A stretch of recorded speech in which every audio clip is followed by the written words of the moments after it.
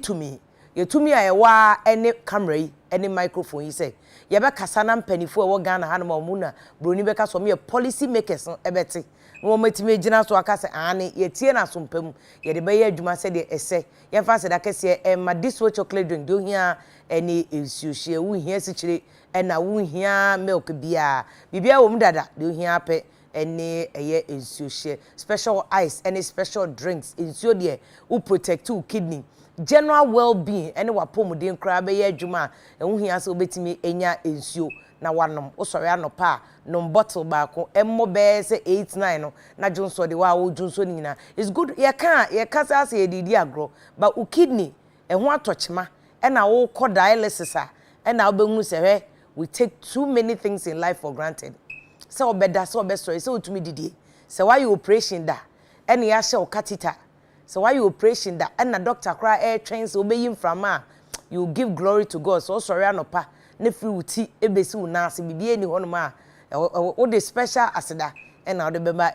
onyankopon ti special ice nsuo no no be special drinks for bi man kra no entwen bronya ansa na wa man kra no eni age nkra ye nti e na ye brabusa for de nti ne abetna no pem there are critical matters that needs to be addressed then critical matters any here say address number 1 unemployment na anu ya me no mienu nyina we were in shock na ye me ho wasa ade na Ghana for why are we in shock ade na aboye pusa se emrante ne mabawa armed forces recruitment enipa pem akobo anu wo ho no ma omu nyina pese omuko soja adwumani ho the growing population Ghana for said ye ugum ye ma ko JHS wo mu ko SHS wo mu wie university a bebre nya adwumanye no it's a clear indication say we would come to meet this high unemployment rate. Now, we crowd the comedy said will be back no. In the next 10 years, we will have 3-4 times this number of young people. Womunya jumanye, womunya air juma.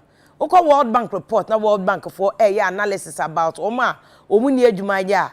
Just a World Bank share a steady growth of unemployment from 90s.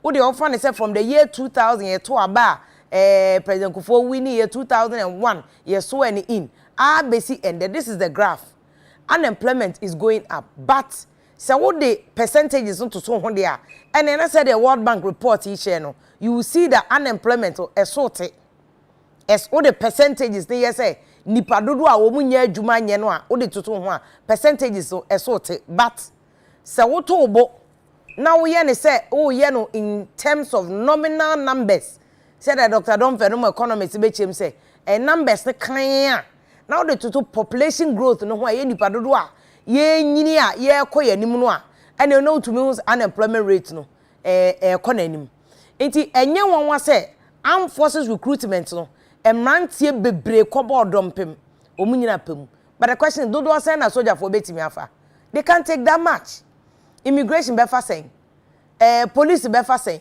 they cannot take that much in any case ye nyina ye te Ghana na yakase Ghana nankasa aban edi ni sika ye nya wo manum emu fadodo no a 70% of the chia salaries it is the more aban ebe recruiting for the more government is going to spend ewo aketua wo tua and enu so na ye problem because we are not generating anything solution no any factories ni ade anka ebesi a efi nkroma breso a yetu nkroma de so ye ja factories na ma anye ne se a ene ye se ye friends say one district one factory and so eno kra no enye district bia no ye nya bi senke wo proper one district one factory we will not see this but let me take you back to IMF no World Bank report anti amamrante o de hemrante kakra ya o this is not even a drone shot kakra ya o hu ni pegu o mu nyina akopa adwuma minister nankasa report bia yera Ignatius Bafo we akoye edema World Bank for in the minister's own words no or say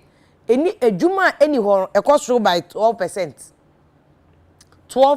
and omunya ejuma nye but there's another additional 50% of Ghana mebunu any underemployment eno ye Ghana for mrante ne mabaawa onu awie university enso ejuma wo ye no ebia enye ni dibre ne nsa no juma wo no eho ejuma no ye ne but ejuma ni honti no de amamenefe no akote no bi store ano wakoto no bi store ejuma ni o onipa na sua hairdressing wasua de pampa but adwuma ni won mo be yenti no obi si owo store no akotena ho 50% of those people no and they represent underemployment enti obi di ahonte no akwaji zoom line o adwuma ohwe ne ho pa ne ahode okuta enkenye zoom line o adwuma na ko onya track bi kra omo de holiday tracks bi an kometimi atwi but ne so ne skills no wo no ho adwuma ni honti no akotena obi store ano no akwa zoom line na bi akakra bi so obetena fie na koma kunu de enti ende we are here to solve that problem say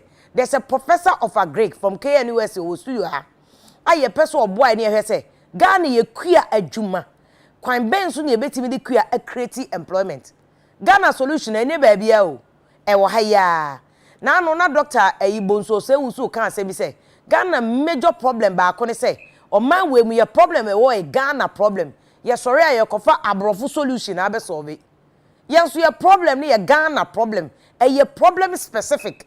It you cannot bring a brony white collar solution to solve all problem. No, inti ene ye ba be say Ghana na ye economy ni nyina dodo no agina kuaso. Ah, what I say industry. Yes, ye grow. But even if you look at Ghana economic indicators, look at just the industry you know grow.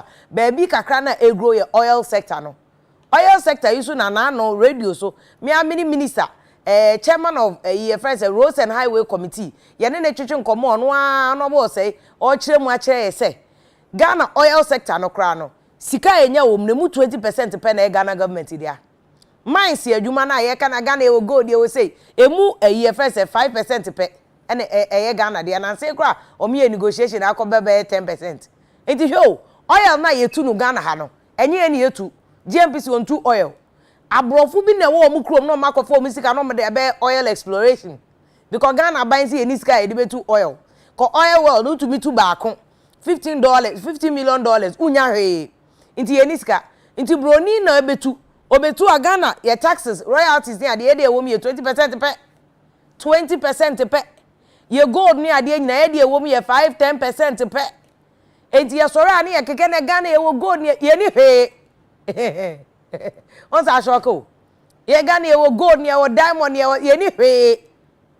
it doesn't belong yet asase so gold wo so cocoa wo so ye cocoa ni ye de si awowa wo China unim se buidam ye besi ye de Ghana cocoa ne si awowa wo China kwaji iska de be buidam mi wa buidam no kane ode ma ye fia bi ode ma ye fia bi nti ye te aman ni mu so ye ne ye ho ye te sika so akom de ye because iska na ye te so enye dia ti mema politician bia na ada ho ye ti sika so enso akom de because sika na nye ye dia diamond nye ye dia gold nye ye dia cocoa nye ye dia oil nye wo dia because when tu obroni na di ni sika be hyem na otu iti Ghana no ye future na ye very oblique enti na won say young men and women ye started dreaming outside the box na ye hwese ye benya solution bi dia abo mpanifo no a ti say de mpanifo akese betena studio amo maboa ye am ya find a solution to Ghana problem enye solution is na matam camera na mutu YouTube na ye di atem na matam camera de na ye di atem ase Ghana de ye ba wiase social media na ye ba ne ye de enko ade ye atenie ne ye de ma yen enko focus space Jeff Bezos omu ko space ye de ye di atem future leaders know enko focus space no ye di atem what is the solution inti na ye ni abre say job creation very important ye ma NDC ni MPP meje Ghana moso emfa adwumasem enye politics Abraham nantie ne mabawa ebre enso wo mu nsuo giro mu so an competitive contribute to building Ghana this nantie no so de enso say mo starting dream enye si ye di atem keke ne ye ne de blame aban de bia ne blame aban edu ye so a na wudi 30 e dey a dream na you would have formed from 20s teenagers na bedu o a won so be take over cause mo nantie no so must take over en kwa eche o what the 20 years and the next 10 years who be the 30 what the 30 and the next 10 years who be the 40 you can contest to be president a dream bang and you are bringing to the table this is the time ye wie friends adwumasem na esese ye kana ye be hwe corruption so ho asem obekaya this week ya opening case ya ye yi no say independent special prosecutor eko empedifon kiseja ben emo okoka se ono ontumi stop corruption na ade ba ko ama job creation adwuma ho asem aye major problem e wo Ghana ha corruption corruption perception index biya ba afi biya Ghana na ye te aba fom afi biya na ye ho kye adwen ankofo wo se dream keta hye kankan ne proye e koso wo mayim no emwa Ghana and enye se adwen keke na ankofo afa ye nyina ye ni tua se in reality from politics NDC ni MPP omo ye wo Ghana e kodu mpanifo obenya abamu e kodi civil service obia ye corrupt amedidi ma ba private sector obi ko hospital kwa ye ko yi card aba just what to pay no nyesa obegina la emu ache e just what chese me ni asomasi anaso obente nyesa chese corruption na didi emu enti era kisi aja ben asem o kai so ono ontumi stop corruption na hwa na kofo bebedu o mu se gu o mu ti no say abakede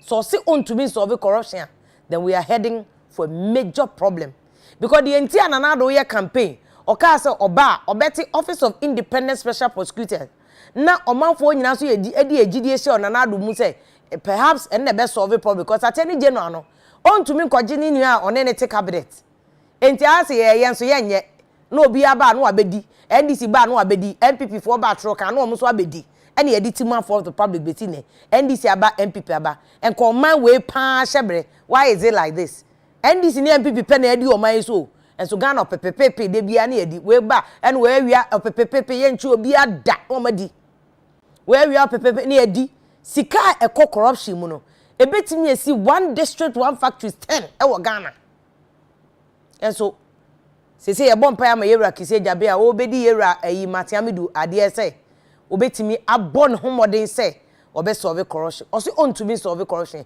yere no ne emra ne embeto nkomo weso.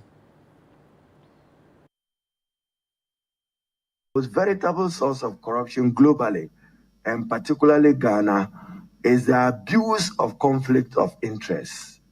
And many situations of unethical behavior is associated with persons' conflict of interest.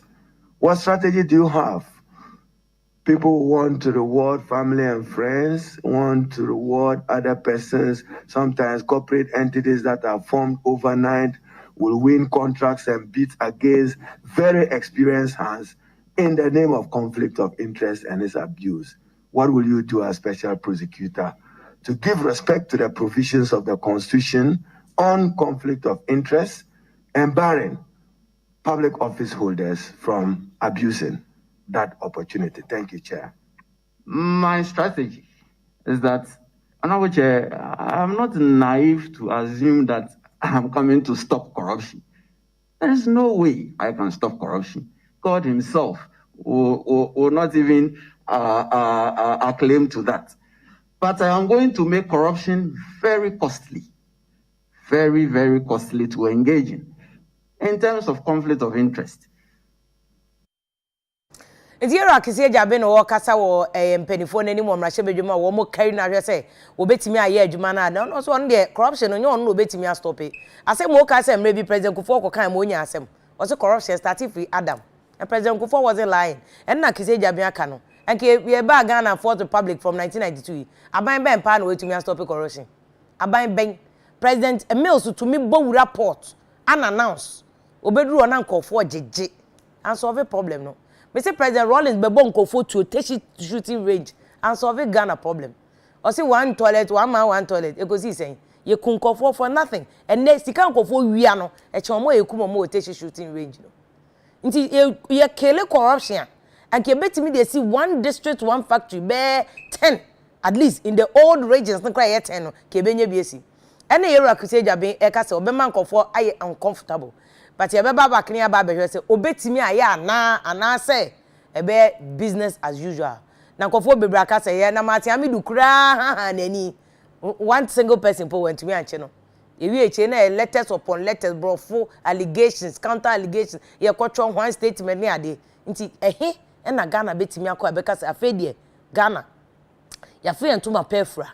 Ye create jobs. Ye boa mo manage to meji na ne na so. Ama mana aye krabehwe. Wei a critical issues say see can ho asem na this week unim say LGBT asem no so trendy achesem kofo kan wasem bene that is not our issue there cause ye nyina yaka e wo critical issues say be obi eko dem a no topunu no ma de obe ho no enka me tax ho it's not my business na mom say de obe ya no beka on my no morality public policy on my image and de beka don't say there's a bill before parliament on person on my LGBT into media house okra wunim okofa gay ni ana ho betena na ye okra na ebeka criminal liability ebeka chese nkofo adwa pa nkofo bebre ka ho asem but ene de yenhwe unemployment adwuma eni honom World Bank report chese afibia emrante ne maba ebeka omo ewo ho dada 300,000 ehe na omoko unu na owie university no okohe unu na oye national service owie national service okohe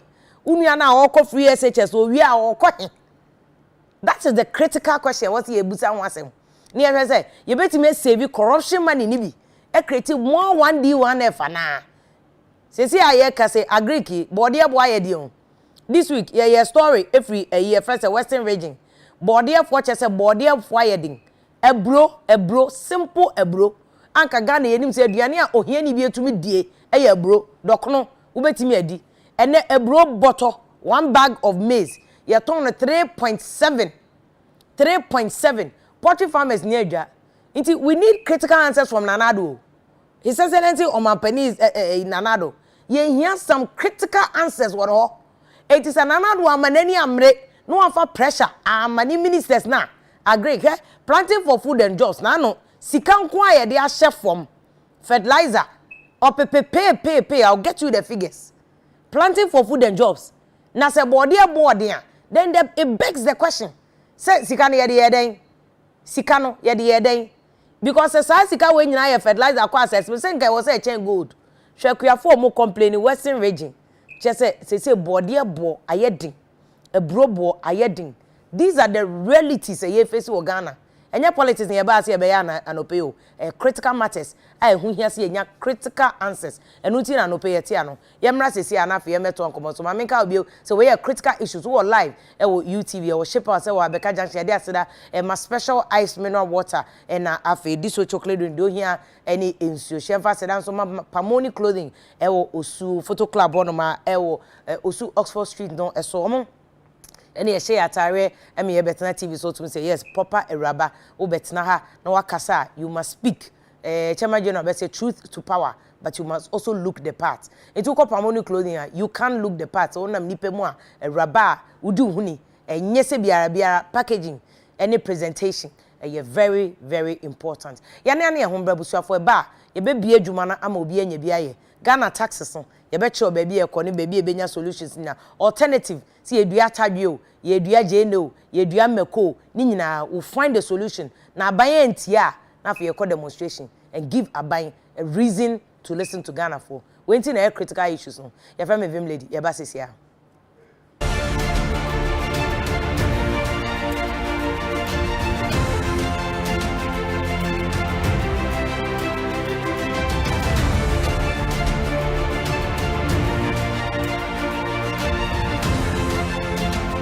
Yankie susu se ya brabo bekono enye sa na mpempi ne koma ye na sadom bedum wa monya utedidi mu a agye se wonya yonko a wode wo betwere no ne wonya hotoso se ensio mu awiemu oka ho abribia se woyie sika hye wudwa wobotire na wopese wotre wosoto ni mu meche se emfa woni adwuma ko a woye o ana sempo wo pebie tia wo school fees ene media sempa na mu Best points at the Fufrobia bar and on the best points to scheme. Dear, what's a Yan said, Debiada, for simple and I will tapu at two best points to scheme Nimo. Na yem peso be brebe brainty, yem crow franca sababa or naswa beje. Obomo dear to yamani drabusumi mienu diaminia, uwa quenya jibusia at the sort of how you na.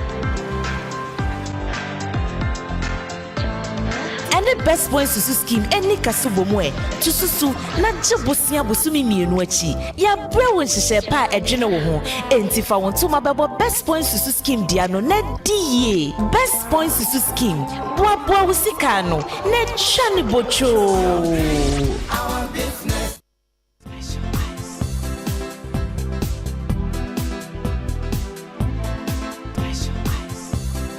to what is shadi eh se na mo yana mo bi no sa yes sir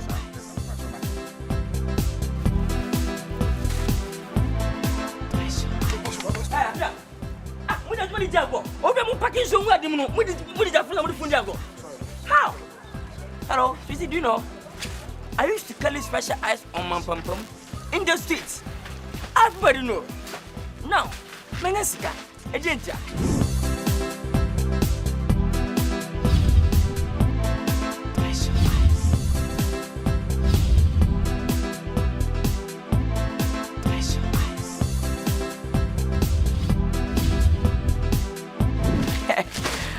I'm an entrepreneur.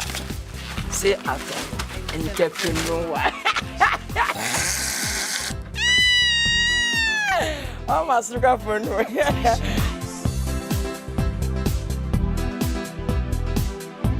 Special Eyes has changed my life.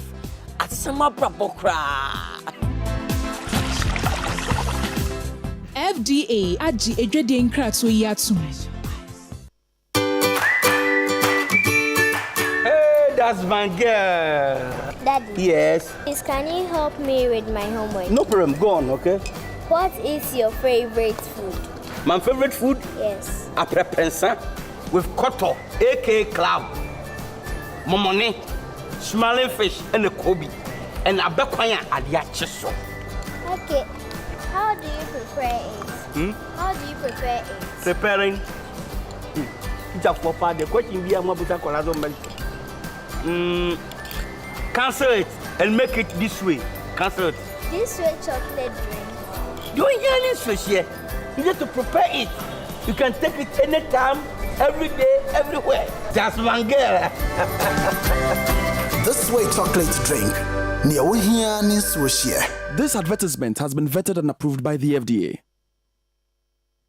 Your friend Mammy asked me, you make me yet estate and so that you will be at the crowd. Near wolf. As you say, dear, me who no quite panel, Tintin no, a chum, and one neat fufu. So when you're quite pebby boss, what a human is. Neat fufu is available in 3 different tastes: neat plantain, neat cocoyam, and neat yam. Neat fufu is well packaged and so easy to prepare. So whether plantain, cocoyam, or yam, same preparation. In just 5 minutes, your tasty fufu is ready. Under 5 minutes. Neat fufu se manumbe nabi we am grandpa bi boswa manesi the tasty ya dana you manesi 5 minutes back nabi you manesi. Neat fufu is so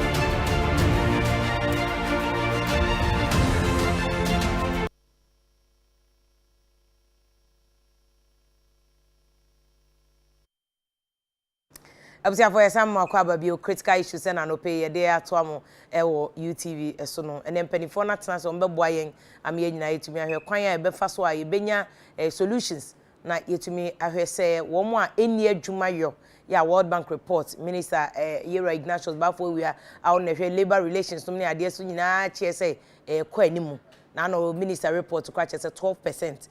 We say there's an additional 50% aye underemployment.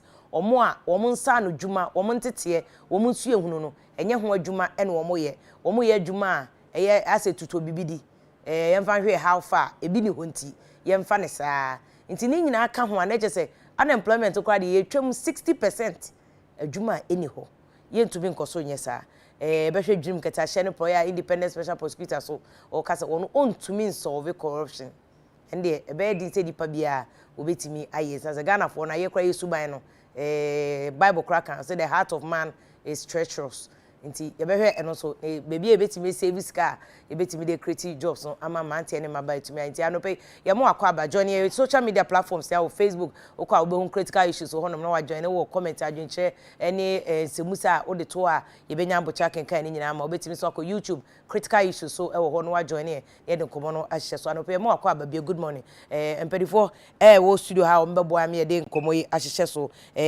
Professor Ebenezer Mensah wo Department of Agric and Bioengineering Kwame Nkrumah University of Science and Technology Prof abo adwuma ne research pa wo hwa book no untumi nkan wie papa na ote wo no nimdia wo ni chim no enye nimdia wo betimi de 10 years kora asua wie wa ben pa prof ye da ase anope so wa beke ho prof so ya dance ni de share papa je say adance for school ni no ho agro kra na opening kese e ba ko ye Benjamin Arthur ye labor expert ono so age bre aye hwehwemu e fa labor ho adwuma ni ho nom ne ade ni opening anope mo akwa ba so men so meji so ye da se bebe so wa beke ho na lawyer Prince Osewusu ye private legal practitioner ono so aye adwuma church say mramu no wo hwehwemu akwachi wo san ye obi a ye local government person wo ground or form nim ground is the bia onam enkran kumase kwan so ne ade a waben wo emremu pa ono so be boaye wo nim de ho council ye da say ye nwa Afia pedifo mo akwaba openikese men sha se fru wansa na makọ prof ho wo na ye labor person wo hwe IMF ne World Bank report ya medi kan keke bi ni minister ankasa kase 12% year first unemployment edwuma eni ho and under employment 50%. But who now ye expert?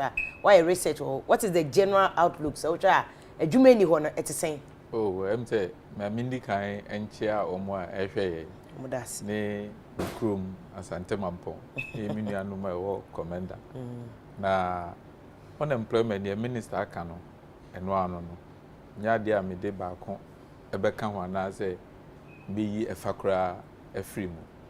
Na wo de wani to for mo a baby ya na unemployment no wasoro no sisi ano aye urban areas any rural areas we say ya na rural folks no most of them are into farming nti omunya bibiye but titiru no eye wonum a abakrum na omunya kwanya enye adwuma no womo no nti wo hwe segmentation na womo no odoso wo de no so to nchen a unemployment we know more higher among the youth. Of course, very obvious. Ghana, we have a population now. About 50% of our population is below 22 years. Some categories now, almost eco school, we school within that working age group. No, almost per adwuma. We have be over 50s. They call 60 ne otra. Ya na unemployment rate no. Any woman yen can't emfa obi or 60 and above because some microphone there what do penny fees so I will call home G. But there back on say yen shannon so ne say ye wo microphobia woman so na ya na statistically ye do woman can unemployed person who are ya na ma figure no so ekosoro but technically woman ye unemployed ye wo ILO convention on minimum age for employment Ghana yenso ye de ensa sha se a yagia tum e kire say 15 years and above o qualify say o ye adwuma nti ye ka unemployment ya na dodo na do omani curricula o mutumi kan sa emofrai e ka ho because the minimum working age in Ghana and for those who have ratified that ILO convention it say 15 years. But in Ghana, no, see, no, send educational policy about over 15 years. And ya there, ubeti me aye adwuma. Ubeti me, and yes, ubeti me aye adwuma. But e bia enye hazardous work. But nipa no school. Enti, o hwe ye labor force now person o ti free mu a, you can easily conclude. Ade ba kon so amepe say ye be hye no so was our unemployment rate when it comes to in Ghana, a peculiar situation in Ghana, ubeshia obia or semini adwuma. And they say, for many years, me hear many anum penifo ya, utum say, others so mo middle school, and also mo time na middle school no, ewo ho. In fact, me time na middle school no kura wo ho. Nipa ni be wie middle school, science, can science 7 no. Obewie no 15 years.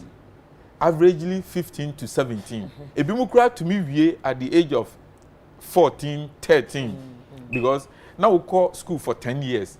It is we share school as now for 5 years. Now we 6 years, which was the standard age for going to school in those days. You know, just when you bros were 16, 17. So nipa we know we are yen share money a friend of cratchet or you qualified to be a clerk, but or a teenager or a child, because our definition of a child is under 18.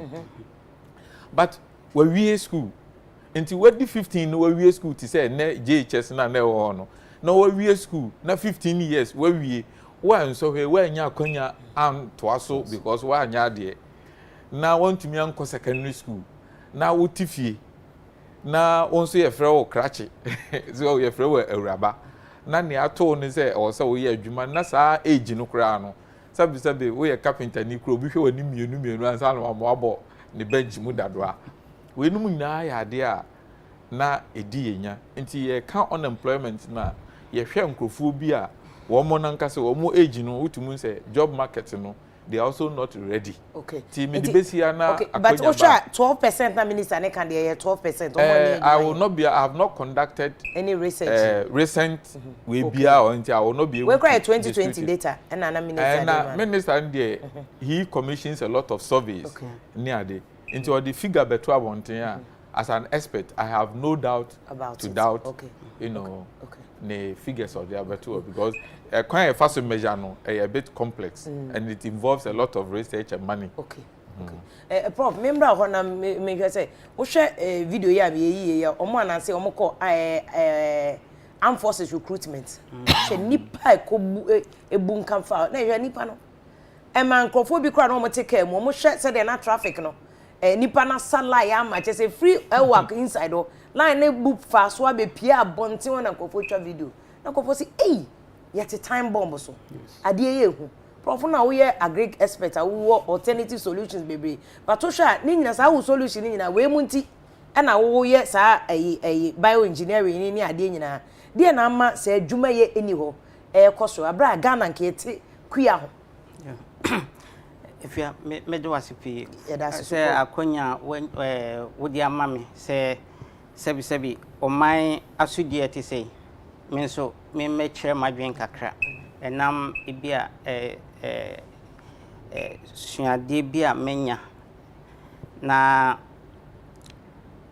se de meka atoa so ne se sebi ya betina hai ya adwenkyerɛ na ye bekyerɛ obia wo se de osi a ohunu problem no so enam sebi intitiɛ eni nimdeɛ kakra obi wo nti sana na me no mebo modin se me de meka bia no ebeye sabi bia me wo no university yen emwa yen ye betumi de aboa ana se de esi a ye hunu problem ne kwan a ebi a ye fa so ama ye de asiesie enkanka me department ye say agriculture the backbone of the economy of our country na agriculture a backbone dia na say me department e wo twaka sa kese pa wo sa yeah na ye no ye agric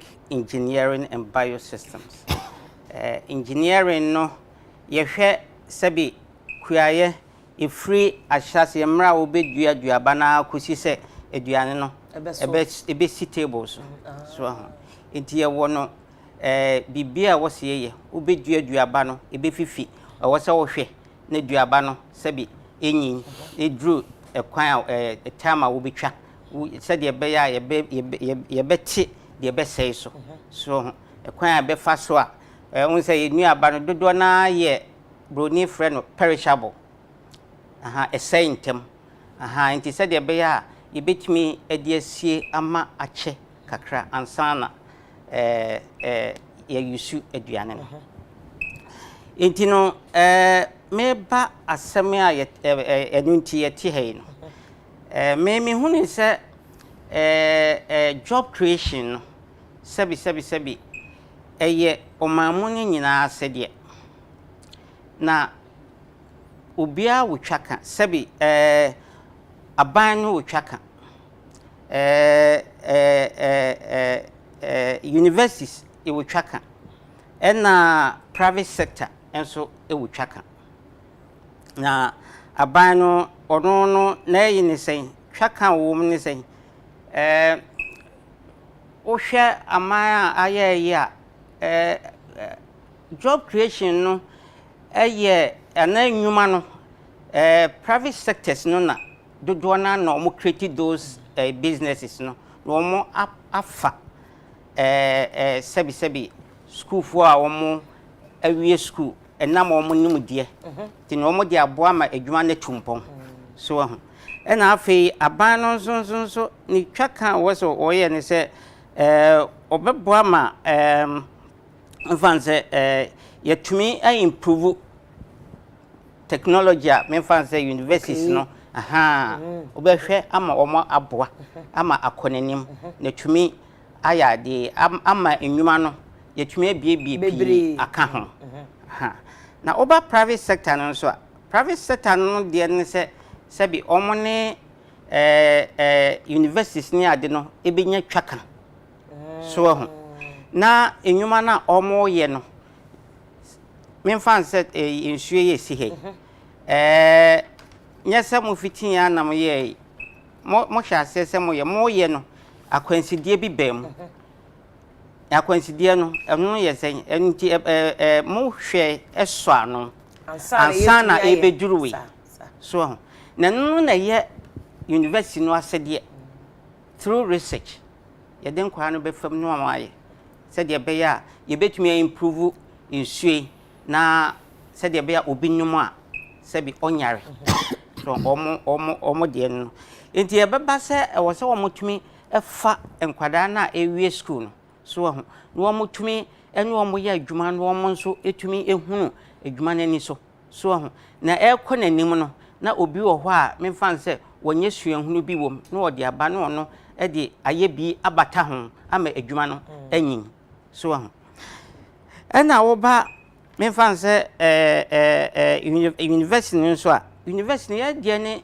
hwehwemu na afi technology development so ye ne nkwada no na e ka se technology development and say sabi nkwada ye ka ukwa university adesua enye classroom ebia 1+1 enkwa no mo e wose ye kire wo yes nani nyina na ebetumi a kire wo classroom university adesua no ye se oboa manipa no waboa no ho se de be ya o free ehwo a obenya ntete o free ho a na problems a societal problems no what de adwene nimdia wanya no aboa eme ye de a solve problem no so aha na eno ekoso come kai say emre bi ye ma me free mo pare na ye chief of staff obeye minister under president Kufuor mo ye so mo ye data collection bi ahwe emranti a mo ni adwuma o kai ye man kofo ko sa line ye tro ye mo report no mo de ba out no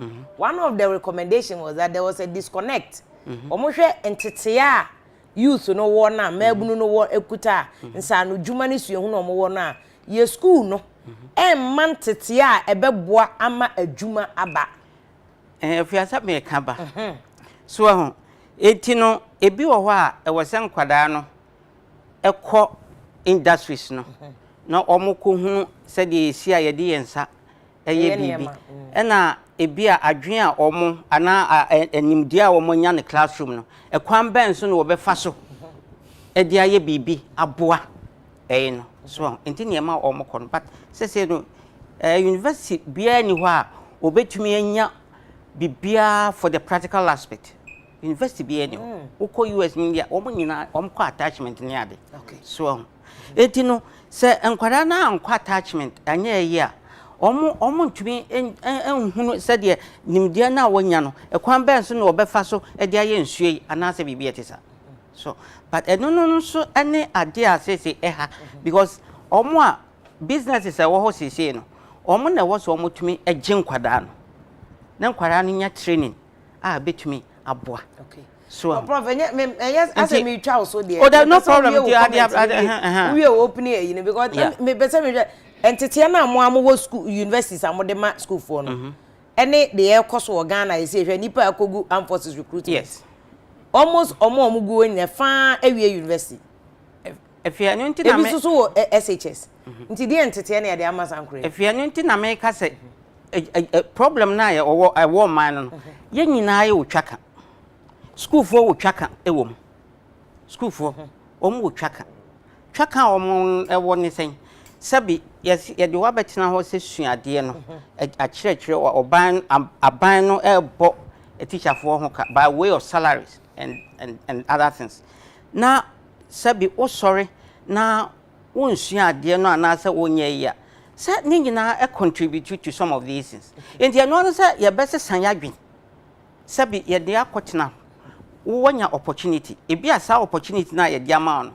Obi nya ya obema eso abamfaso ama oman no ne ono ane ho so but emantesa enti no so many complex issue me that is how I see it. Okay. Yeah enti no ye nyina ye nse ye hu baby aye wono de ben na ye fi se betumi aboa ne ye ntoto adwene enti na me ka se ye hia ye toto adwene se de be ya ye benya masibre so na aboa ama problem na wo ho ya yesi ye ken yetumi ahwe ano problem me san ba ho bi o council dey na o jiri say ye unemployment ya nipa akobuo nkama fa aso obi opani ba akokra expert bi be kan say nkofo nya adwuma nya nti obi afa enforce de no so ho de on fan pass it through Afia me da se bebre wakonya kese a odi ama me Medin kind in Chiama, presiding bishop of Methodist Church of Ghana, and then me and myself for very Reverend Samuel Yaudi Adot. And may you so share me free America into or non me manache and pay. America. I see. Na Afia asamne o hono no. And now no me share nkwara no no bokwa ko pesoja adwuma no. De ba mitrimu ane se political parties said DSO from Kwame Nkrumah abresu be si enemrem. Leaders a woman should bow down their head in a big shame. Ayenim guasie kese Afia. Wo hwem rant ye ne mabawa. They are willing, ye can unemployment or say ready, ability and willing to work. Some rant ye omoko pesoje, they are ready. They have the ability and they are willing to work. Said if you didn't kaka and say me cook master na me do reduce kwesi ada bia first na run about no ho no mo a na me raho. Any say otu ani hwe ni fa no so an opa no hwe mrante no mabo ekura se kan ya e pa dwuma ye pese obi fa no so amfa ne kona fuum enkodo. From time to time Kokofodua conference Kokofodua udru ministries ho no mo a Emrante no maba watete form hon mu kurakura se kan padwuma me hu say de na me won na bisa ho se e ba ne sei say de na me nyu edi kan no if indeed what the minister is suggesting say is about 20% unemployment rate in the country I would not want to doubt it 12 was it 12 but it will be higher than that from what we saw last week. If you are not proud for Kase, the institutions are preparing the young ones for work. I disagree with him. Institution be na prepare kwaramu baba be yadwuma. Prof mentioned attachment. If you attachment kwara na kokoya. Enye kokwa na nkate na yasuma kwaramu kokoto. Okay. Enye far from one department to another department. Akwan ba kwadi busumi miensa na busumi mienu bosom ba ku wajen so for practical internship or attachment. Omunya sa yes. Afia enti abofra no be wie school be ba no adwuma na akwa ya attachment what dey ko kwehye mu a you have to give the person another training. There to be afia our educational system is failing us. Now I don't know the policy makers of education. In recent times, Matthias all the potentials to turn them into universities, awarding them with degrees. Yes, sample dada. And no president mama na answer no free stroke. It's very unfortunate. Previous years, now how can you recruit more people? First, on DBS holders, HND holders. Now you are giving them all degree. And to a bar, Aketua, I was an employer, what the man on the first, now we bet your HND, Sikaketua. And then, only now crack degree, just we pay them, put them on the same level. Employers, no, Omuntimi Fedi Padodo. First, we are Polytechnica. Me call conference. No, we say welder, and then, oh, be quite well done, yes, you, and one more Jessica or mining sectors, any oil sectors, they say no. I am Quaram Corporate Technical, these welding courses. And our educational system is not helping us.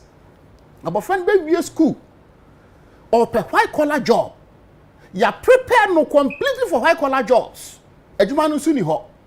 Ministries, how many times do they do recruitment? Government agencies, how many times do they do recruitment? Obi a ya agree kimpono, ya prof have said that CSA agree the backbone of the economy. Agriculture no, who secondary school, ye perceive a punish war. Me ati ado e the amount. So it's seen as another a YBHS and your papa. It will be a person obey day, obekum. Afia, we are not helping the younger ones. As I see it here, Afia, on my own, though I'm a legal practitioner, I'm working in public institution. But on my own, I've decided, I said, oh, if you are my platform, so I've gone into poetry. You see, you know, be a any part of one more, a more yet, white collar jobs, you know, in New York. And bet me if any penny, you know, an abaco at night day, Asher. And Quaram Coco Guam Coco Pesajay, I can tell you about 40%, and no more pennies on back military. But a Juma, anyhow. So Ghana is sitting on time bomb. If you when you go to court, now the upper one kwara ya form see so makoya robbery. Be some so be we juma. Oni juma ye. I'm not justifying the act of going to robbery. But the point is oni juma ye. Ye prostitutes from time to time yes ya kwachi e ma omubo tutu or circle be some so we juma ye. We need be. So as a result of that, what we should be aye day aye.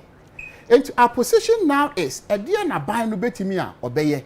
Afia, looking at the challenges that we are having as a nation, we need to change our educational curriculum.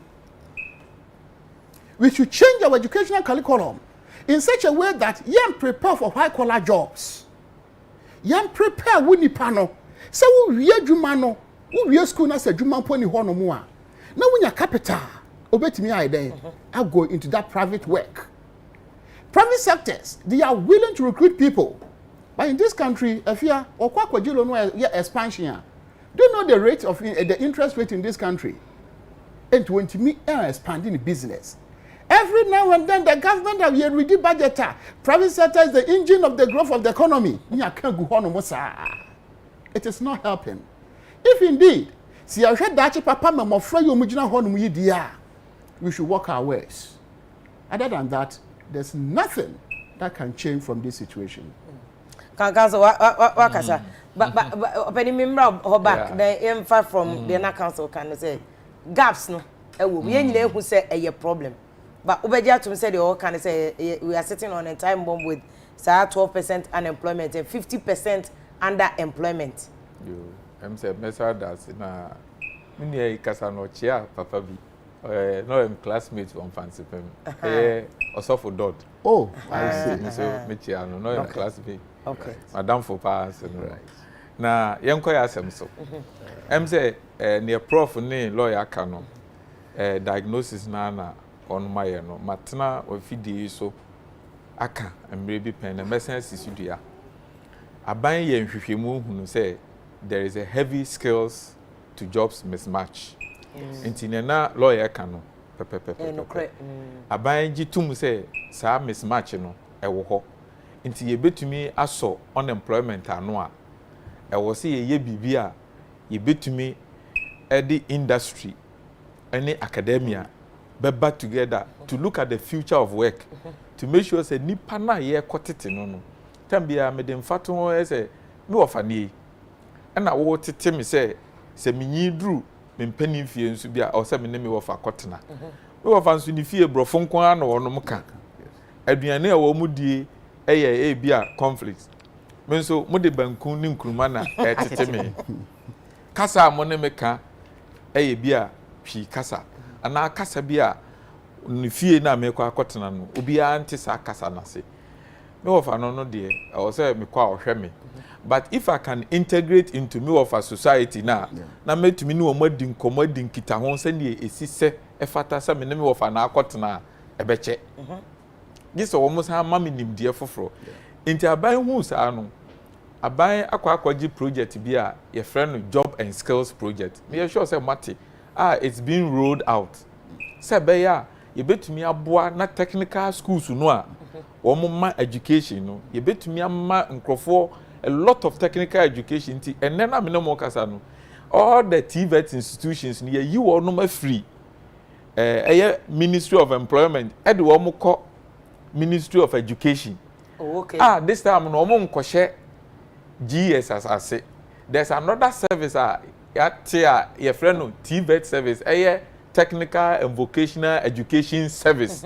No teacher for ne honkro no ban so beje ntete for sebe ya ti se ne menua yi kan ukoye oil field a ubekọ na Vietnamese no ha oye warden ubehwe na obi fi Iran or na ye warden ubehu na obi fi Nigeria because ye ni suku bia e wo Ghana ha ye de tete sa mofra na say adwumayefo o betumi ye te Ghana ye ni welding school nti aban hunu say welding school no enye ni nyina because ye were underwater welding. Okay. One kasa wu maritime maritime university. I'm not aware say omo offer afi na bia nhyehyɛ egu akomo betumi nti utu say sa mismatch no na man nipa no wakɔ school wawie so obi kasa adwuma ni Ghana eya na enye ni nyina na ye no kre nemmom ye wa adwuma bi wo ha ye mmofra no ye ma wo mo ho nteteye for example ufa nipa du se wo mo meye tiling wo fi ha sesi na we yi carpet ya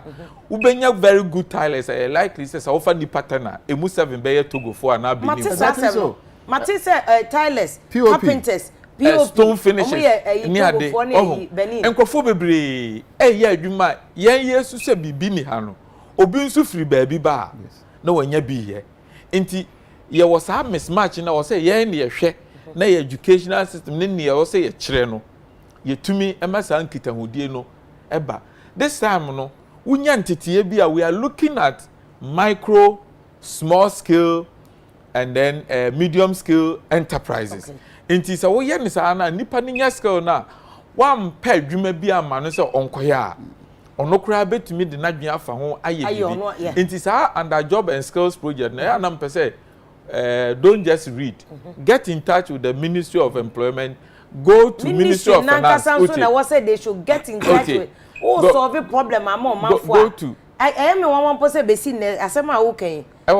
Ministry Nankasa making effort say. Omo engage on one man for. So we are Ghana for. The project now of Ministry of Finance is now being rolled out. Okay. So by this time, no. Say under this project wunya ntete say me a hairdresser me no ka say ministry na commission research countrywide on elements of decent work in the informal sector almost a year bibia e friend no tracer studies go back to a nipa wo mawie school be say 3 years ago from the TVET institution hwe baby a wo mo woni nienti a bia wo gbesua carpentry nanso wo be ko na oton nyadoa ne ade no get a first hand information. Now, no, under the project, in the minimum as a consultant, they say, this time we are, let's say, hairdressing in the children, and who say, okay, when you're in India, no, but I don't want to do a bema or juma. Just a winja na kadie be a day. I can't a kadie be to say be a basic tools be able to the air, humano. It is also under the project. A dear Bakwa Munian Kaya, and I'm in the yard dream pa. Professor SCU, and say a per se. You creating jobs for Ghana there. I was see a share industrial sector. And near GDP nankasa no. And him fan na within the free. Na ye share contribution na a deba no ne who say I had opportunities for. We have more than 40% of all employed persons in Ghana from the agri sector. Yes. Intino. And if you move me we say okay, say under the project no. Ye frebi Ghana Employment Agency. Not first na ye MBSSI. under that project no almost so sika pudu this time no they are going to give it to individuals and entrepreneurs they want to go into agro processing because you say service to me bibi na say yen nuane na ye no kra na to me package ada no obi be che me bro ya no a odi fi Germany ba ya bro ya no a edi spices egu keke bro ya no ya ye toto a bro ya no a odi fi Germany ba me na me kama no hwe otimi say bro ye de na fi me catch me do office we dey my we ne papa ne be fresh one no utumi say somebody is thinking nti ade a say project no ebetumi abomoden ama ye design hyehyɛ yesu a it will be able to reduce unemployment na wapeni me pese oyi ayi no so council can bibi efa polytechnics na ye convert in man e be ye degree awarding na wa can be so say skills mismatch meba any say from the point of view no enema ni bi o ha kan ya megitum say from the creation of employment uko you raise expectation ni hype ya wadwuma bi na nka wo fom a nipa no ebetumi a hya ase afiri ho but ono no wawie degree abo ne masters nti bi a yeketo bi a ode manu a onye nti no ho but yeso say ye convert wo mo to the degree awarding institutions baby a me feel say e wo say ye ma ye ni ye den wo mo so no ne say ma ye ma polytechnics no kwan to offer programs like marketing. We shouldn't give them the opportunity to offer maybe to say accounting, human resource near there. No. We should let them be on technical education. That is the way forward for Ghana. Science and technical education. The rest are important, but we share your economy in the structure now. The numbers, are a free the humanities but no doors from engineering. I'm a civil engineer. Me know can say I'm a labor consultant, but me say our site I'm a manager. I can design a road. I can design structures. BBT say bridge anyway. Me I'm a corporate engineer in this country. Into when me kasa as a labor consultant, me say engineer me practice it, and in that field I have never lagged. Oh, into uko now kwa against uko kwa course be a ye much opportunities ewo Ghana uba obetina fie ayede ache na TVET no ye how culturally ye hu ni say my memfa fraud prof nye emfato prof mani nsan oh worry baby a me nua pani akọ school akoduri na wo ka kire ni say ne ba wawie JHS no ye mfa no nko MVTI a prof for perception bi but on kan wa on MVTI ni fiefo nso wo nsem bi obeka kire akwara na nkasa oba besu a kire ne papa ka kire na de na onfa me nko mfantepe onfa me nko wegi onfa na odi makwa MVTI school enti ni say ma omo degree a what we should be doing is say be a free SHS no we should skew it in such a way say be a ukra benya extra incentives na ankoye say wa anya de a ena ye do ko technical school na ye make up the best brains no so ebetumi akọ eno ne ye one key reason a ema ye unemployment no ebeba form ekọ so ntisi etumi solve ho na ebeba ma obi betumi abetoto tilapia but tilapia na obeba abetoto no owo packaging bia ni nimde de bema na ka ho a obetumi afa nipa ba eno ne ye just that side openika say enu podi esesi ai ye hu nkofo bebre a me madafo bi jifa owo company otonton emonwene basket kenten ne ade no aton so ye economics o so we pan ne ade na eda ne koma so a e bia ko nya akwankyere a ko ye TVET ne bi ba metumi aka minim say ofidie de Ghana hwe papa nti ma me monkrofo abro emfa won say wabo PhD when it comes to TVET education dia emfa won say wawie master's degree wawie first degree you can always get a trade to learn. But can TVET say ebanu sadu juma dia found say we are professor and now we are doctor and now we are fine. So we are the catchy.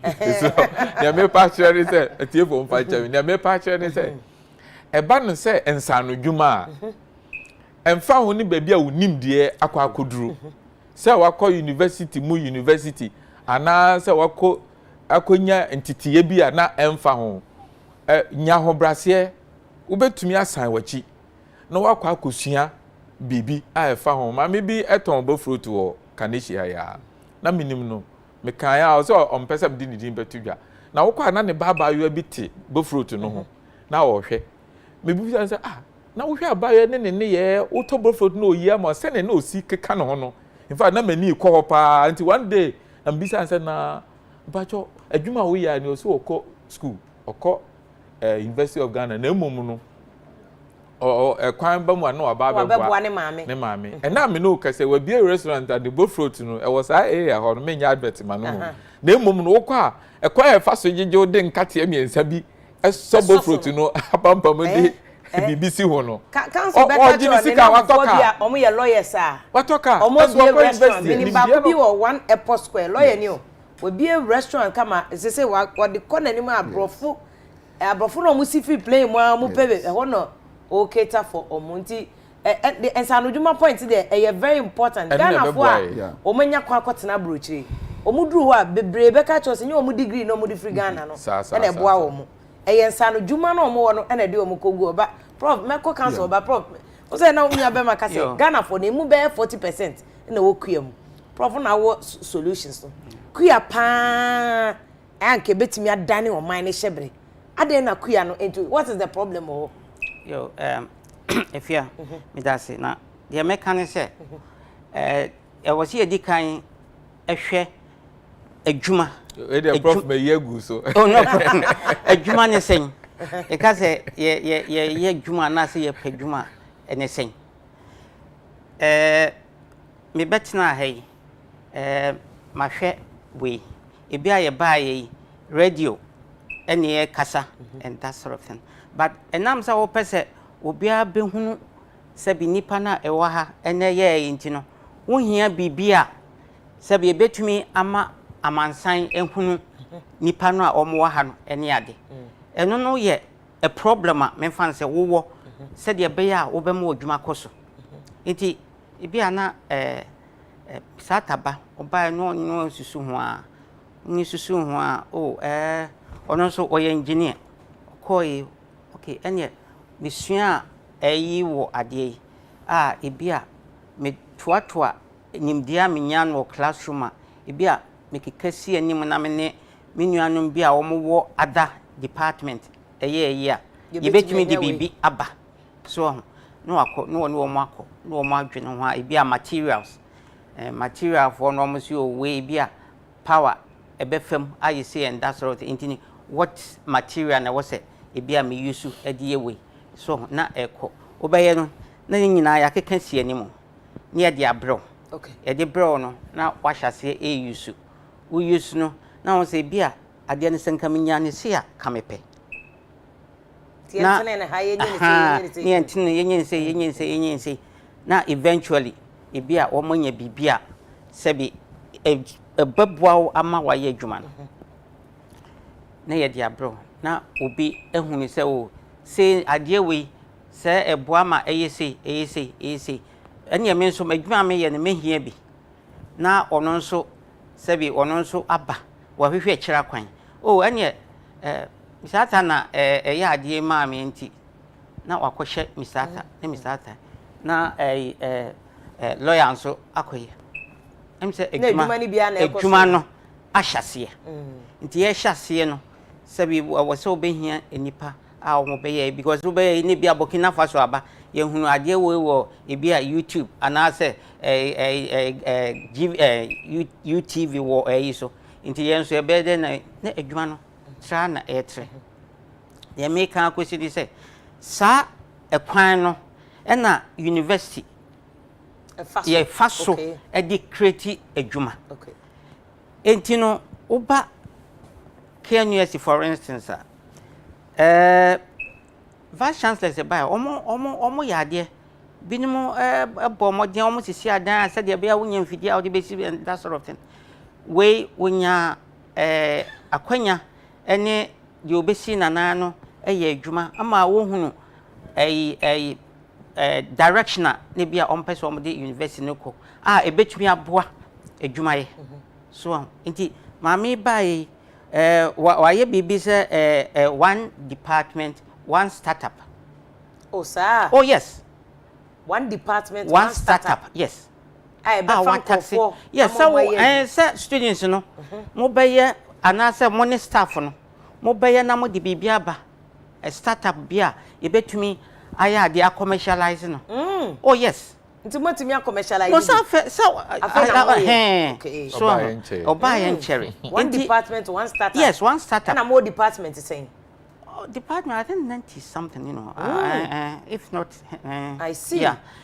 And me can't me college there engineering because can there a problem that way me feel say engineering will tracker kesi wom say you be creative jobs any adin na me feel say engineering will tracker wom and you so engineering you so you are taking it up and na hwe said there department bia so ebenya one startup ediaba na at the end of the day no KNUST you know, your contribution to your friend is saying job creation unemployment situation. I'm saying lawyer can be the change of our curriculum. Na no mum kas SS na ebesa say US me call form 1 was in school. My school prefect was tried there were Texas T and A&T for all these years. Into a year, you were KNUST visiting lecturer. That's when he me call hot that could need income. No, because say no, US no one cry one educational system no. If it's a industries now who say the sort of training na omo demand kwadano and more industries. So.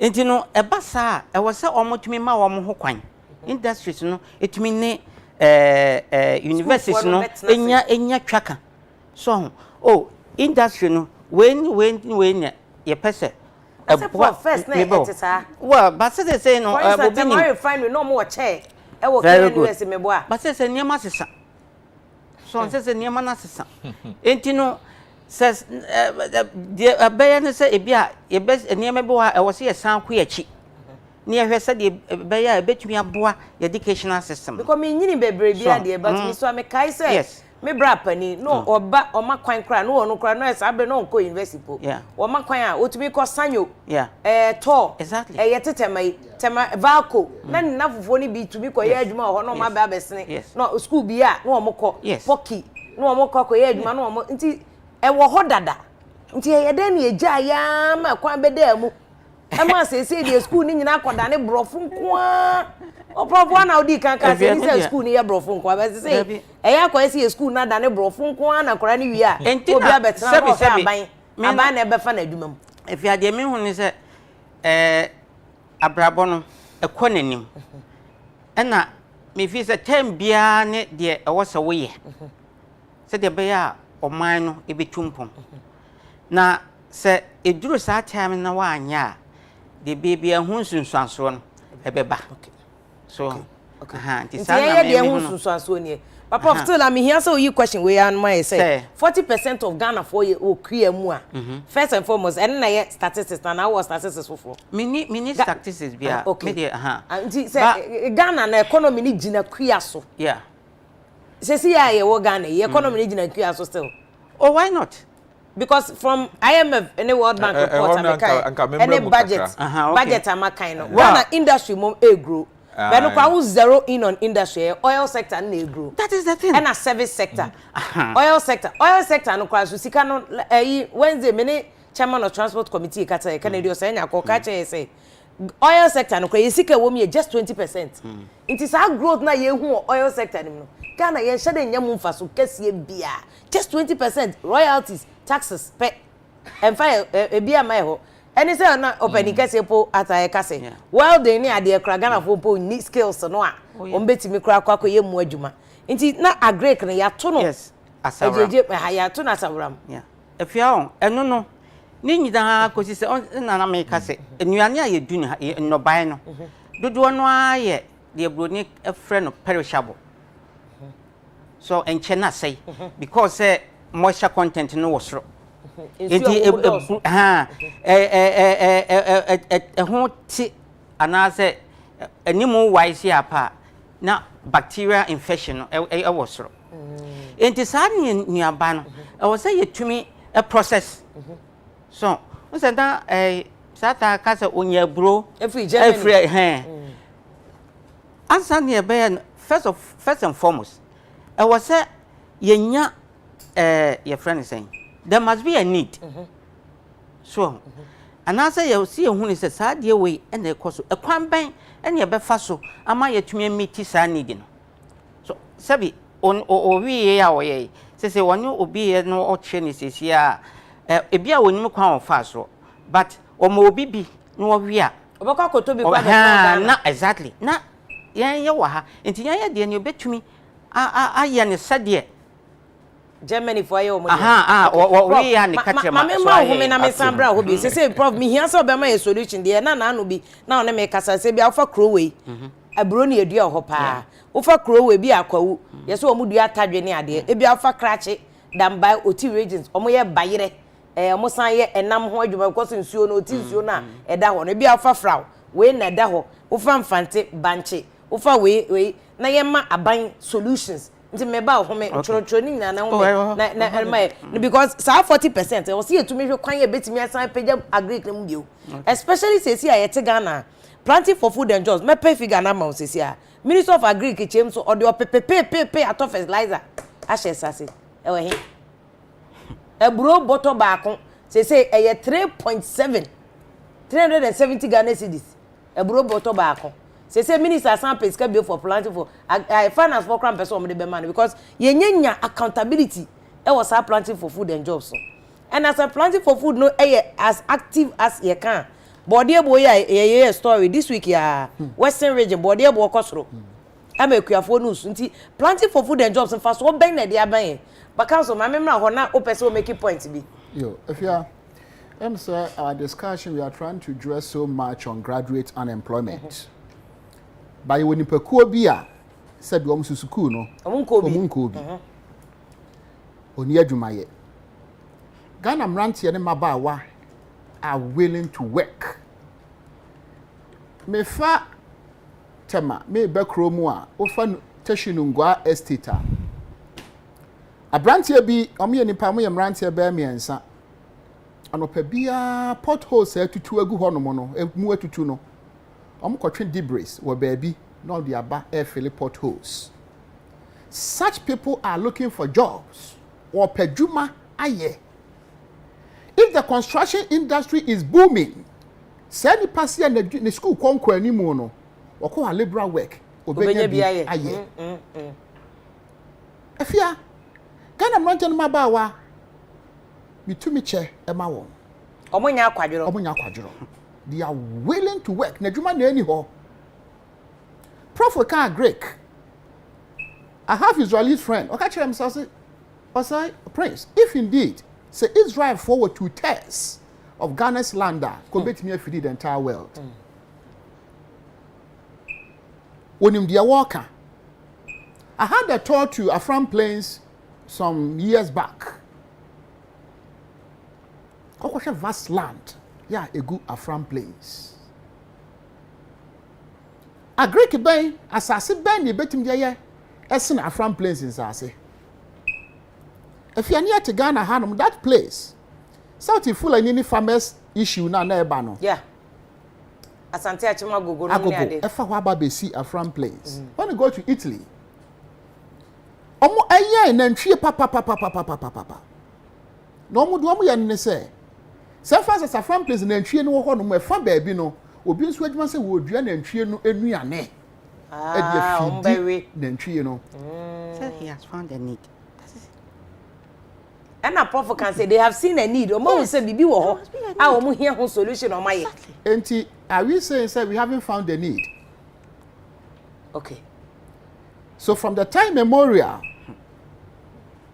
your leaders omo catch us omo hui ye beba ma obi betwe kan so okum ni nua fulani ni na fulani ni nso akum farmer because onya baabi e ma ne cattle engrazi okay farmer no nso so ono nso ye na fuo no nso ma kwan ma mefa ho what can we do The council they also just say nka bia nka Fulani issue na ke agi asase ya ntem bia enwurefu nti ko mo ba no ma be didi oni agi ska no eno kwa so your job creation fa you adwuma no wo ye wo dua nantwie ni nuane when you go there and you some Pokua omo etwitwa no my aren't say force bail odi agu ho na dry season no omo yi di ama nantwie no yankro mo wi agree we can sponsor about 30 people to Italy go and learn oba the man asase wa ha ye hwe ni pa oba employ wo mu Afia wakasa we are not having people who are thinking about the future of young people in this country.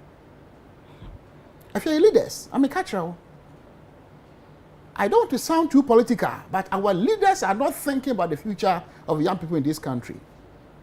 So your branch and baba wa na wa gan one for abrabo and shawunsem anya dwumaden a when you begu ase. Because the policies that they are bringing are not benefiting us. And he said, Prof mo ejitum say a Greek and one man fa pembe mo man natimi akọ nanimu a. Then yanya hwe e wo ho. If you did mention say yes Western region body bo ayedin.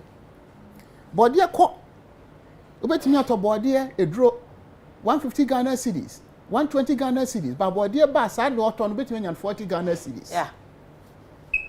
When the person didn't sika ba akwa akoshe we say my body no beba no e be say we are urging young ones going to the farming am kwara ne mfadwuma omo nkwodafuo. We are not helping them. Acquisition of land process obefom krampo no say obenya asase no e wo he wonya asase no obedafo ne beteki 8 months and sign and obaya no aba mo nya bia eden edi what the dia na kwakodafo no ye se ye mfa ye frupan hyen aben how can you go and do farming na come de na who odin beden wetimi ado how many acres of land na nipa no betimi ado how many acres of land if indeed universities and government are willing to support the young people in this country yento equipment enfema won from planes tractors so tractor base 50 so na eguso a aduane be na nkoma yen sentimenka and the prof but let us council na enye free straw and now ka say e ho na oh yes because when you na policy aban yes e di good forma nke betimi aboa adwuma and kwara no me Ghana youth I doff my heart for them. Look at kwara awiam nkoko gina ye ko peso jadwuma ye but council unyi ni say de na Mr. Atta so can say emrantie we ya wo de wo ko gina farm place wo mo no a on be ka say makosko me no me de ku anya me nti kofo ka say Ghana for so ye dwe yesan ya kwadworo because Ghana for ya wo ka say ye pa adwuma yi wo de na ko tina obi store ano adwuma bebre me ne young people bebre so aye adwuma eto the first me editor me to be pam obi free me editor me timi abadwuma be 7 ono young person wada obeba be 9 oba my house was far. If I know a different issue altogether. That's when you are talking about supervision. If indeed you are supervising the people who are bedroom and what's no. Adwuma you can say, oh, if you did mention so be quite brochura, we a doctor, who crowd first degree and I say we pay you a lawyer. And go from Kwanko to get a mu ho. Eh well. And go from Prepra. And go from Kwadwuma we fuo mu. But so no obi man so nim say any chrome. Udi nipa kro no aba Ghana obeka so onye. If you are see ye ni year. I have a lady friend. She's working with Cocoa Board. O hwe raban wo gina ho ne tibi odi gina ho no mo obi ka kire say Sebi he's in Cocoa Board. On any day he's in plantation. I'm not sure makuafo ni dua cocoa. Any ade a. Obeka say run one ye. But she's committing herself to the job. Officer Juma na man na no aduane ye den ama wodie. Open memu a omugina ho afia yem form nko yenka say well organized formal institutions yeah ehwe me adua bro wo die ni ebusumi bia wakatua ni efi on beye and okay and you have a point or can be so say zoom line on buy say na nkatete no baller adwuma na kan konform pe and so zoom line on ma crash sem kakra be mu aya ma uniform ni ade obere na fe e man nyina gu ka kwan so na fe enye farie bio wo mo pra onim say anye ye krabo so me so na nsa be kona no but prof na wo suiti no ade na wo suiti afia me sebi matete enyumenyuma sebi Ghana for na e manage ma won ama say those companies no ana industries no omakofa awoho ene ehwe so ema de me pa meka amana kosini say sabi yenya ye attitude to work it is saying adentina enwuma pi enkoso ewo omayim yenyina entina ahyase no meka say yenyina ye wotwaka obia yenya ye padwuma yenya ye bia nwuma aban yenya ye kyerade obia wotwaka ewo asema edahwe so sabi book bi minim say ebia watene ose de wotro Rich Daddy Poor Daddy no on the tray sa book no the title was it why an A student works for a C student. A C student, okay. And then a B student works for the government. So, the amemeti book na se ekosi ni se sabi A student no una use wadwin e innovations ni adeba ema nipa no ye na C student no sabi owo school no more or less emfan so ya average onya de you know that's but onya de nti ono so opese society no wo mu no otumi ye bibi eti otumi risk ekobo besia se yemfanye adwuma so ho enti wo de wo contribution ne wadwen a wo de beba so ono ne de eni sika wo de beba so ho na mo ka bom na mo de aye adwuma no race no kase na wo C student na wakobo besia no echen wo yes because sebana wa wototo adwuma na ase na adwuma na ankoso a wono ebi kura na sebi o wakoma ya de no woko ana sebi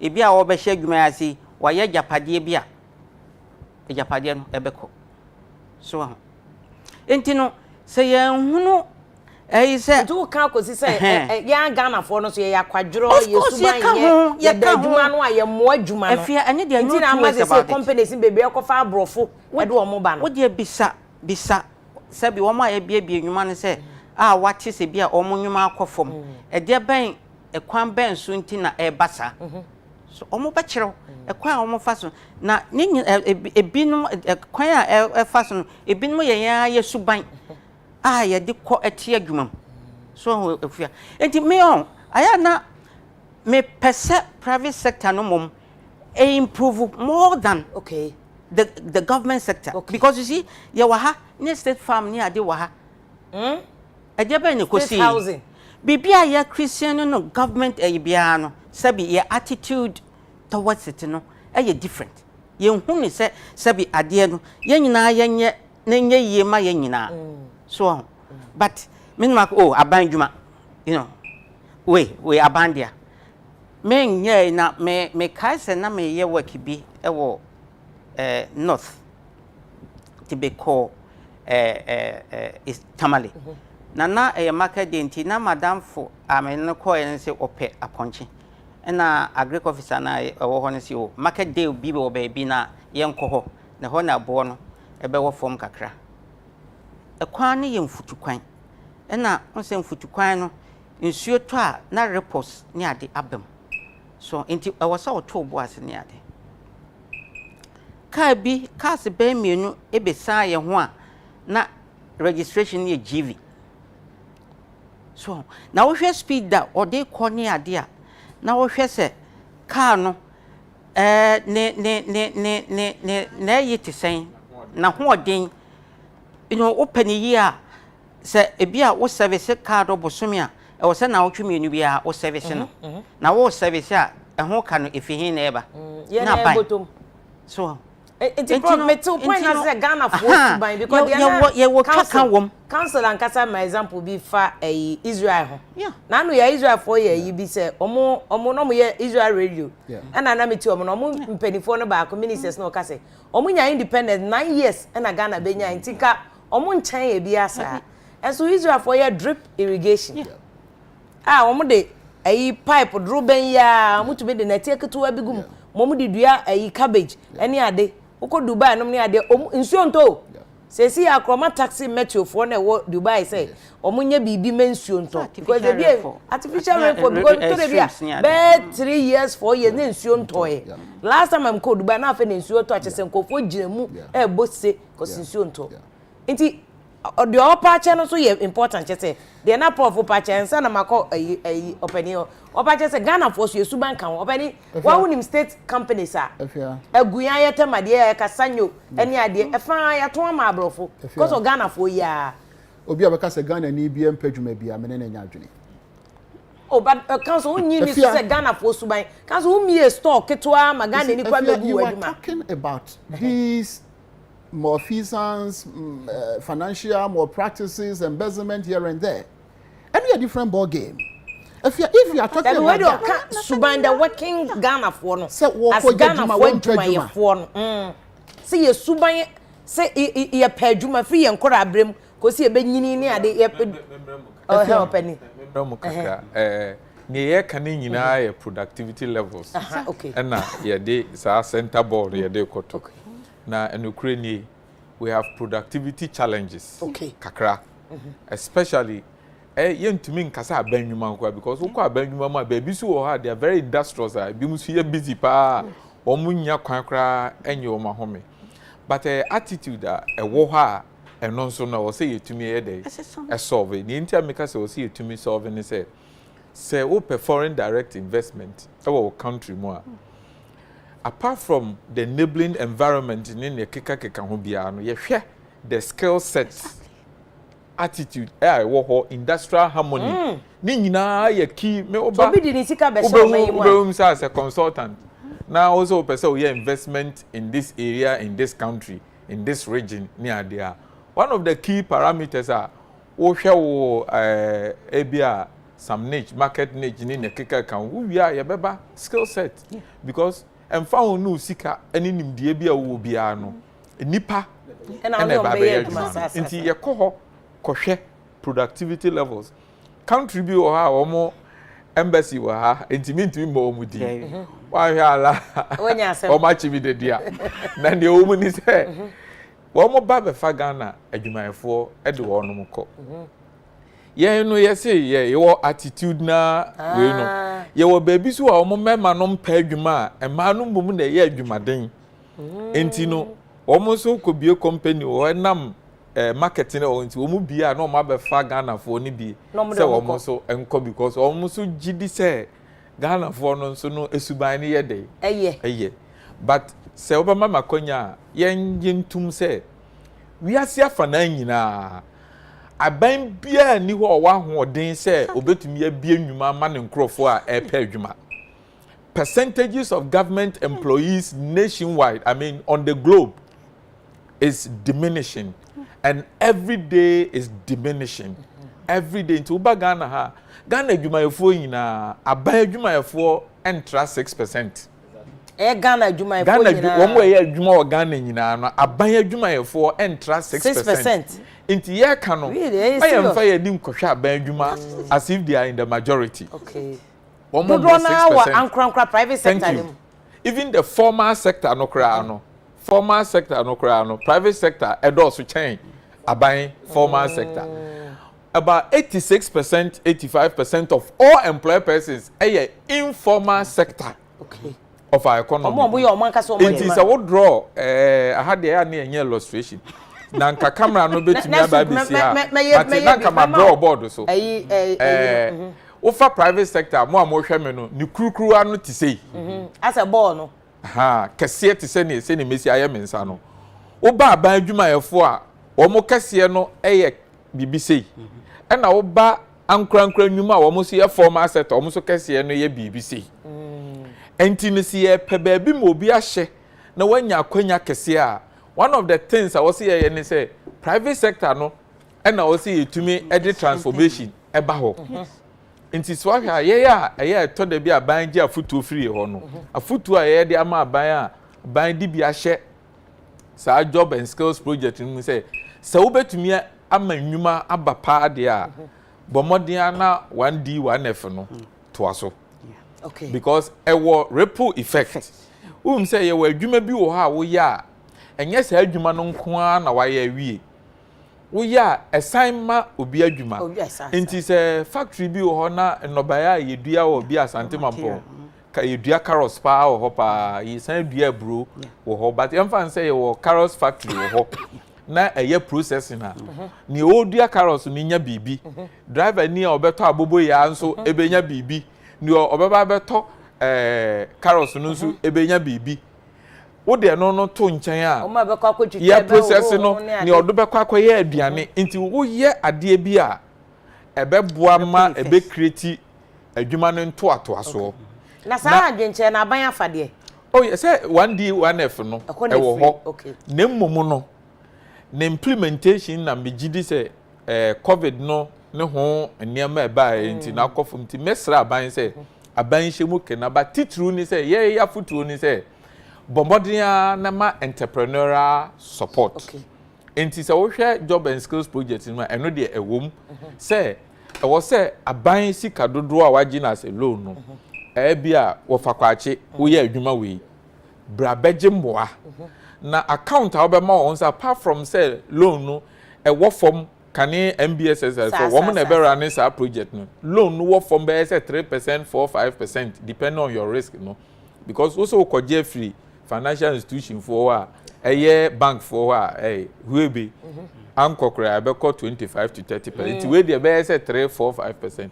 Na mom ye dey ma wa hye wo say kona kotre adwuma mu say be ya wo be ba biom no ye be hu say wo di nipa ba ko mienu ayede e wo ho eno no de e wo ho a wo we mu ntimi nka wa say na mom aban betie mafutu a me de ya na I prefer solution who say engineer de etumi de esreku ha kirewo ye kirewo ese fa kwan to ha fa dansi ha ti let me spend more time on the solutions ye wa ade bi wo ha eye active labor market policy ye frɛ no wage subsidy ban to bo ma me wage subsidy to bo na me ma ombra chro mpachotro to mate mama wa ba ho me pani kra nti da se sa o mama kwanya ti o me so ma me asa Afia mpacho awo be ko em said de o kai me fi say aban asede e wo so ye no ebenam assemblies no so okay so for instance assembly all kind mampon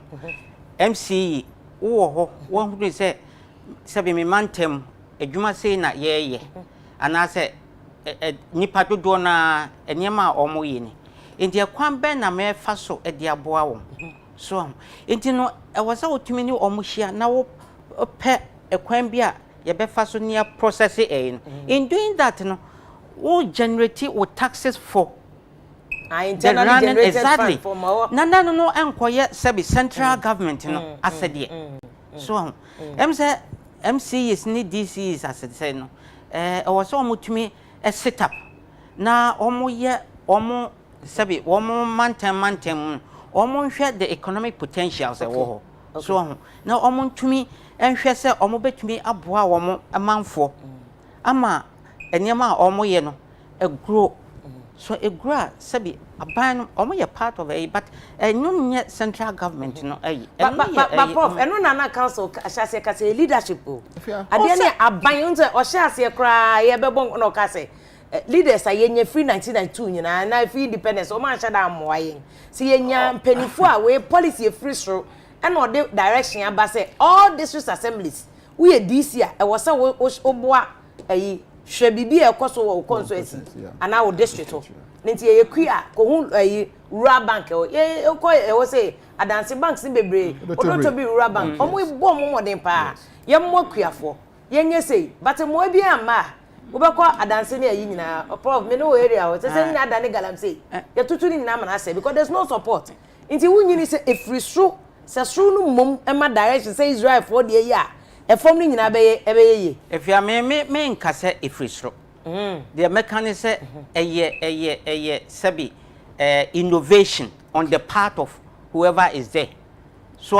ono no openino ono tinkran wo hunu niam a ekoso odotobri meba wo hunu niam a ekoso odotobri eno wo se yo me makonwe mapone ho kakra ma wo se fa hwe ha mame enti no wona wo se wo hunu se wonya innovation ejebe na metumi aye e de aboa se bi panin na owo soro na e kire kura no e bi ama mo abehwe se me haye sei no e bi ama ba e ma betuwe na me di madwen e fa ho no me fi se de betumi dia aye ade aboa omo ama omo nso aha no nso yetumi etumpon eni so enti no me am fa nhye sabi esoro no ne am fa nhye ase ho sabi e wo se yetumi nyankrofo a omo ebe what those positions na omo ye innovative eti prof what the council member so prof say akua adwuma no ekoso ana enkoso ekoyi ana enkoyi akua adwuma generally Ghana nyina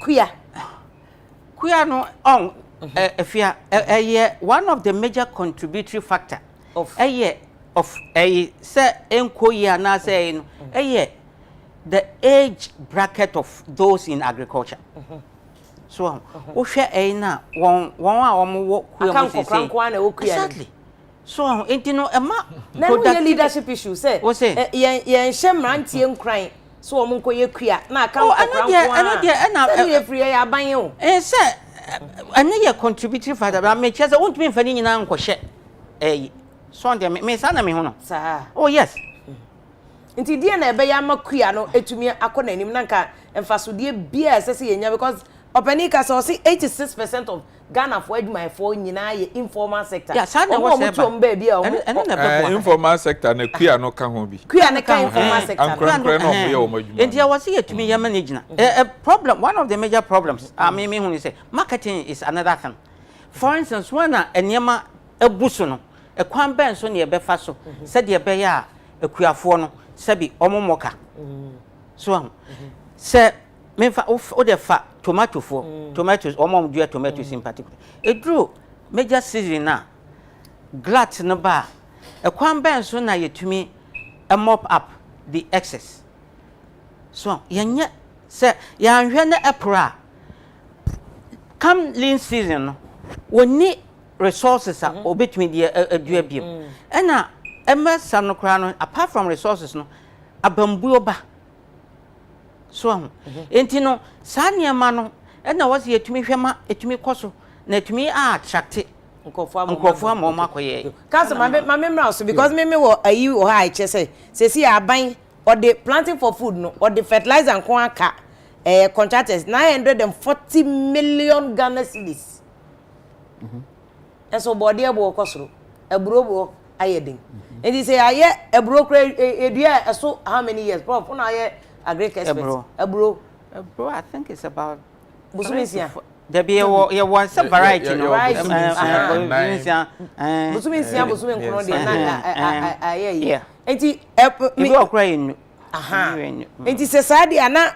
What is the justification for 940 million a car? I buy a day a year for fertilizer for and are planting for food and job. And so they say a bro boy heading. Body a born a more care for no. Mesambo video ni bi oni ehun say nyame na me say body ebo na ayedi so what is the justification for this but council na o ka bi say ade no leadership so ka ho me de see nyamrante bi mate say de na o ka Israel de adwuma o hokra anka boys betimi akwa ye adwuma kra na nka mo odo say de okay say grass enwura keke kra ye dua ko betimi aya say ka no say I want to establish once again say Ghana for nyakwadro body any we are western region Kroben so Seshi yes Ghana for nyakwadro se ni pet me de sekan edo etiminya ebi abese 1 acre of farm ase nipa no onyakwadro sekan ne kura nipa wado watimi aye 1 acre farmer na se nipa no onyakwadro ti se nipa no wonya advanced equipment e tractor bisa se eka he ana obetimi aye adwuma o hwe ye maame ne papa mo a mo ye mfuo na akonkurase a eburafo ya ye kan wado ana ho oden eye sei just sika woni nsem wa fa laborers ama mo atimi abo na watimi aye efu a eso my brother kan indeed o hwe farmers they also form part of the informal sector workers. Si ye hwe ho no mo farmers ne nko ampo ne ye hwe ho no mo yi a they can engage a lot of people to come and work in the farm. Wo program bi say Ukuada one of your programs ayiko. Okoshe obi farm a omum kura tractors so hwe fu a wada. Why engage nipa na ye be say 30 people. Ti say nipa no if kuafo o maka omanya saa kade ni bia ana obi efe nipa 30 a. Anka employment no keso ati. Ye ka say yama farmers fertilizer. Yama womo this, yama womo that. Ye musu omo say capital be nye de share womo nsem so mo fanye fu. Okay. Area bi ono apam plantation. Ehia ma so ba koto seed obedua. Rabbit farming, obi peso akonda ankoyen mu sika na wo he. O command training. Na wie na command 5,000 Ghana cedis. So fen shasia. If you are farming in America, no, it's capital intensive. If you want to go into poultry, if you don't have, you should get not less than 50,000 Ghana cedis. 500 million. Exactly so. What scale? No, you see, we are talking about starting maybe you say so a larger scale, but that's on the larger scale. If you are starting with about 500 bears, 500 bears, you need to put up a structure. And it's meant to boy is saying, a new boy is saying, almost fit. Look at some mom going to portrait about a month ago. Omunya do an impon water. They say cross the bird flu there they are banti baby so about if you that one aside, a duanim po de ma boa no yenye because agricare I'm told said they are not getting the raw materials to turn into portrait fits.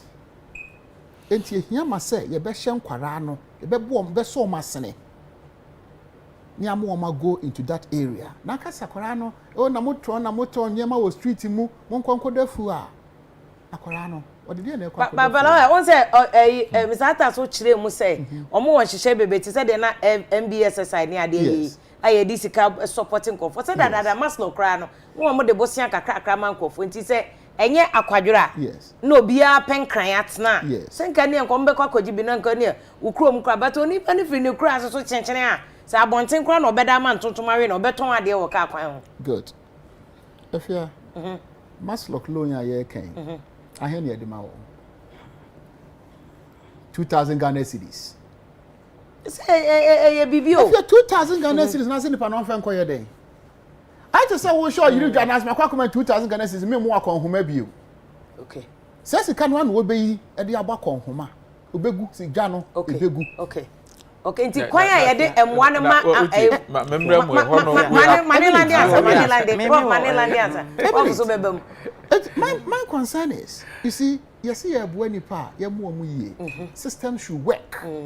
Yema enye dwuma ye na mu amranche ne mabawa no.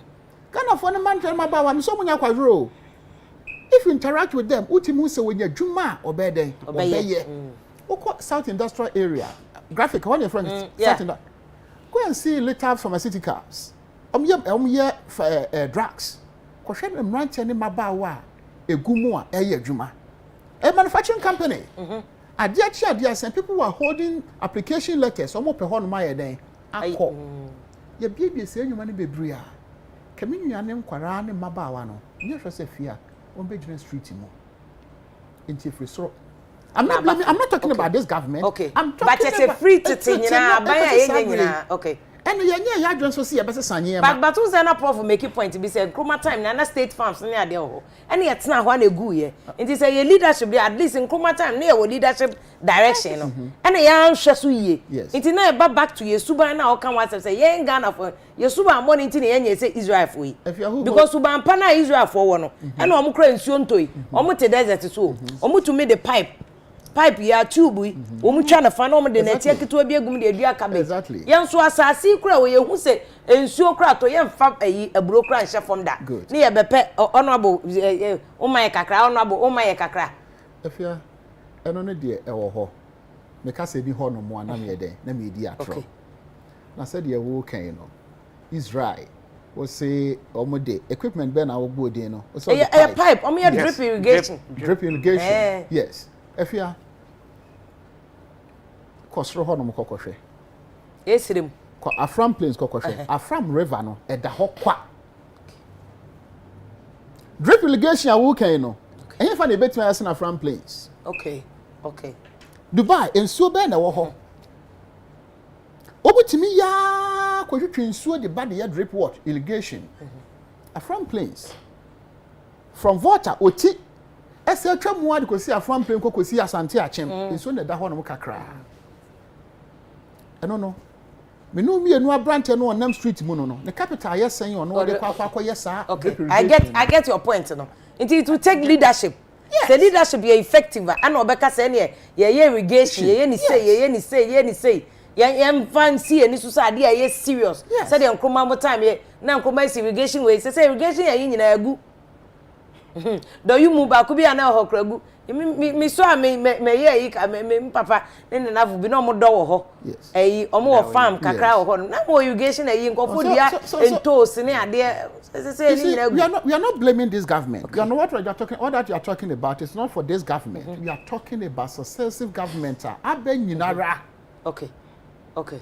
Ya dream so see be sanyema. Internal employment in the Afia. Next year CSR open another opportunity for people to go into military to apply. We see a larger number than this.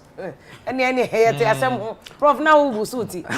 You see, I'm say some years back, now oko banks now omo a section for agriculture. I no more loans. Madam Fuya one craning your penny, or no na stand chart will come say. Na ne section no agri sector. I no more loans to all the proposal no o ma behwe na ya hwese bia ska wo pen e match and that sort of thing. Nipa na baji sika no wa no ban na ba no otumi dikan ekotwa no ban no na odi jatu no wa hye no to nko no wo se enti wo ko banks na though almost close down all those sections because ni na ye sebi suban ya making ya so say obi te say Desert Lion he's doing very well in that sector. Desert Lion Desert Lion, he's a okay. Or individual, he's into agricultural inputs. Okay. So, and our collaboration with KNUST. That time, head of department or by signed collaboration. And since then, a course. I say, for instance, with the university, let me digress a bit.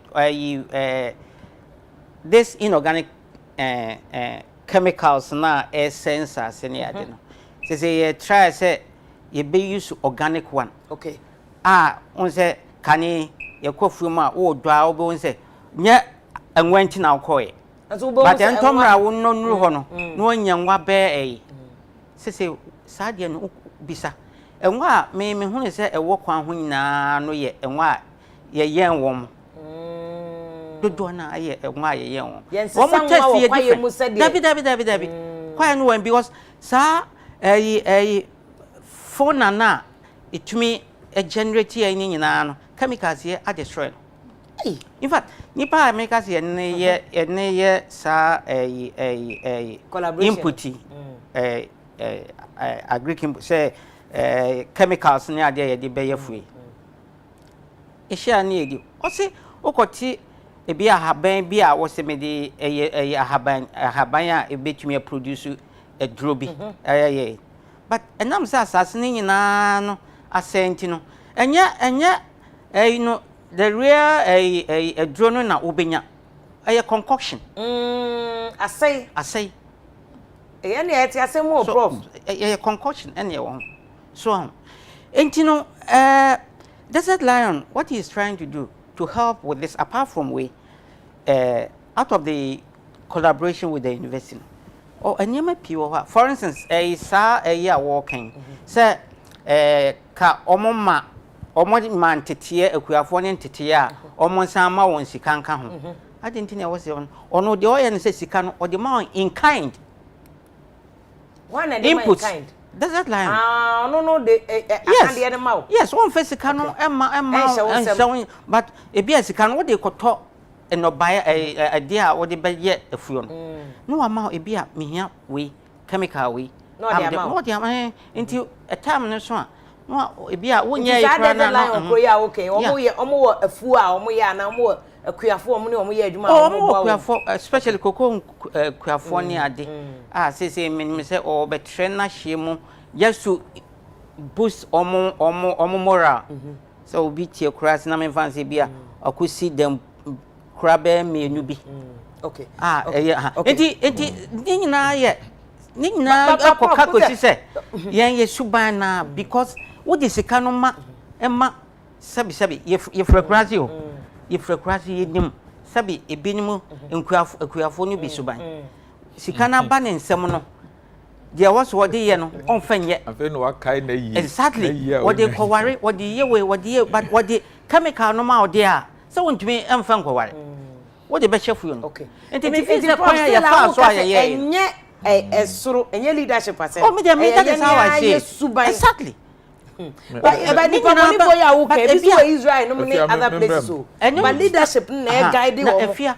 ade nyina ne se e na me ka se ye suban ya so omo hunu se ade no ye ya me hu as oman ama ye nyina sabi ya brabo mu asesa so sa na wo se ye hunu ade na ye de ye hu ne sa ye de ye hu ne sa ye de me nko na wo se me nya sika na omo aka nyina no e hyemase okay prof mesa ba ho mbese wo hwe ma me still areas no regions no any de adua no why betimi adua ne yie na bia boys ni ne maba wa no biti ba bi na so o wadwe obese odua buro obese o yesi anu ahunu bia asase o se meko achem o se meko infante o se meko mpese o church no ma me go say ye me pa district by district and the adua no wa betimi na ehwe emmoa so a prof wo say a private sector there but aban one na mo a wo hye bo planting for food and then I'll do this yet to me here ban so food nti wo say ba ban na du ha me ka ha asem ka because I planting for food I don't even know say ban obe consulting mo am wo academia no a yentu wa me consulting mo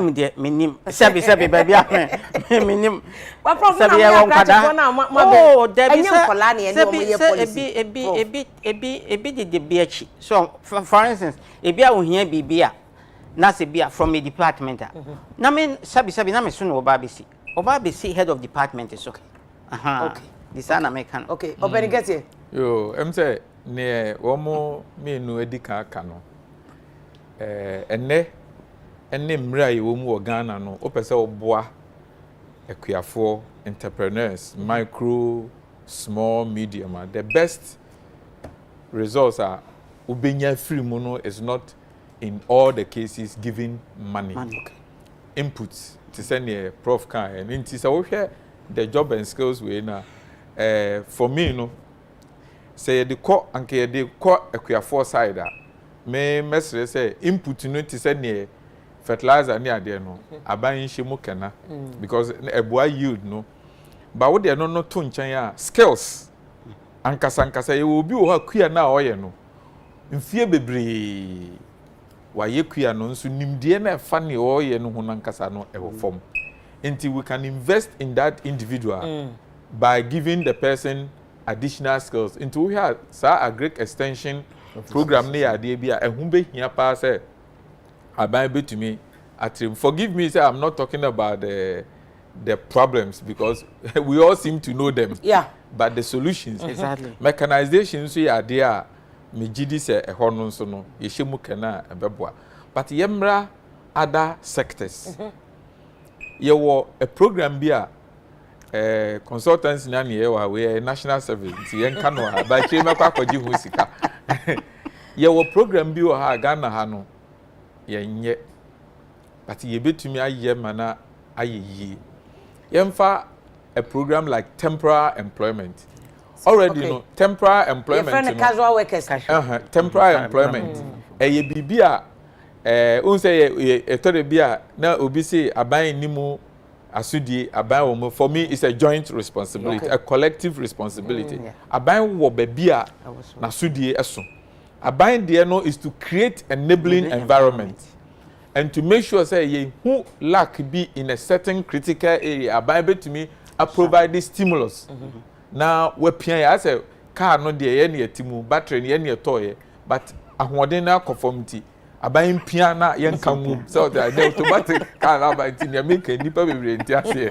ye nka wo de show second gear ye pia o kakra na waka wo na wagye na tototototo na wo ye dey okono nti e obi ti say temporary employment ti say napco okay ban unsa ye stop in the gap we are e ma nipa no anka critical skills ananko benya na wanya no saa program no aboa ma nipa no benya saa experience no masa wo pobi so experience o meya adwuma wo betumi anya bi nti aban etumi na nkofo bebe complete omko amokodai aban etumi tremu ko certain areas wo say ye wo area bi wo ha eye critical na me suggestion no me dey combine wage subsidy program ye wo industries bi where they are doing very well wo mu hia emwa nam covid na bae no nti se aban de sika be ma wo mo a na ye pese ye reduce unemployment through among the youth e ho na many one because your population no more than half below 22 years until we need more of educational infrastructure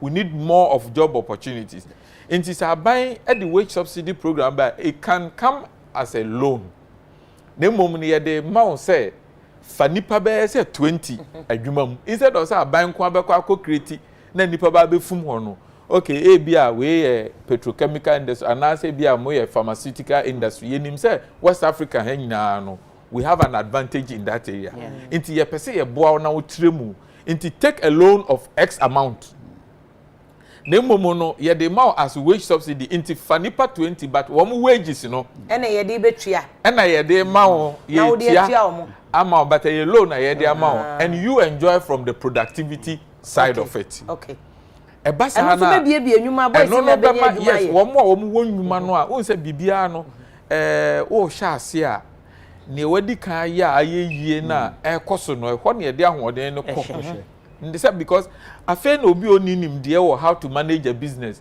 wo betam 2000 now de amano now de bia koyi ya afefe de bi o baabi so wo de nipa ba se dudie bomu de ma nipa ba ko a ono no betumi agina ma wo enum akonya suahunu afiri ni nkyɛn a that is the first place to go onya suahunu ni bi wi a na afi wo de ahoden ne ma no a onkɔsɛe saa sika no but what I say ebeya so inti sa ban bu nkunta say loan we na e bia development bank ai aba no ye de mamo a wo de ho wo betua loan na wo sa bebu hu nkunta for justification for further assistance say sa de we na watumi dia ye inti ye ma loan na wo betumi asa age foforo kra na wo sa wo me hu say nipa he na wa ye de wafa ye ne sa na I'm telling you overnight sir, you push that capital no to the private sector now, a lot of people will get the opportunities in wage subsidy programs.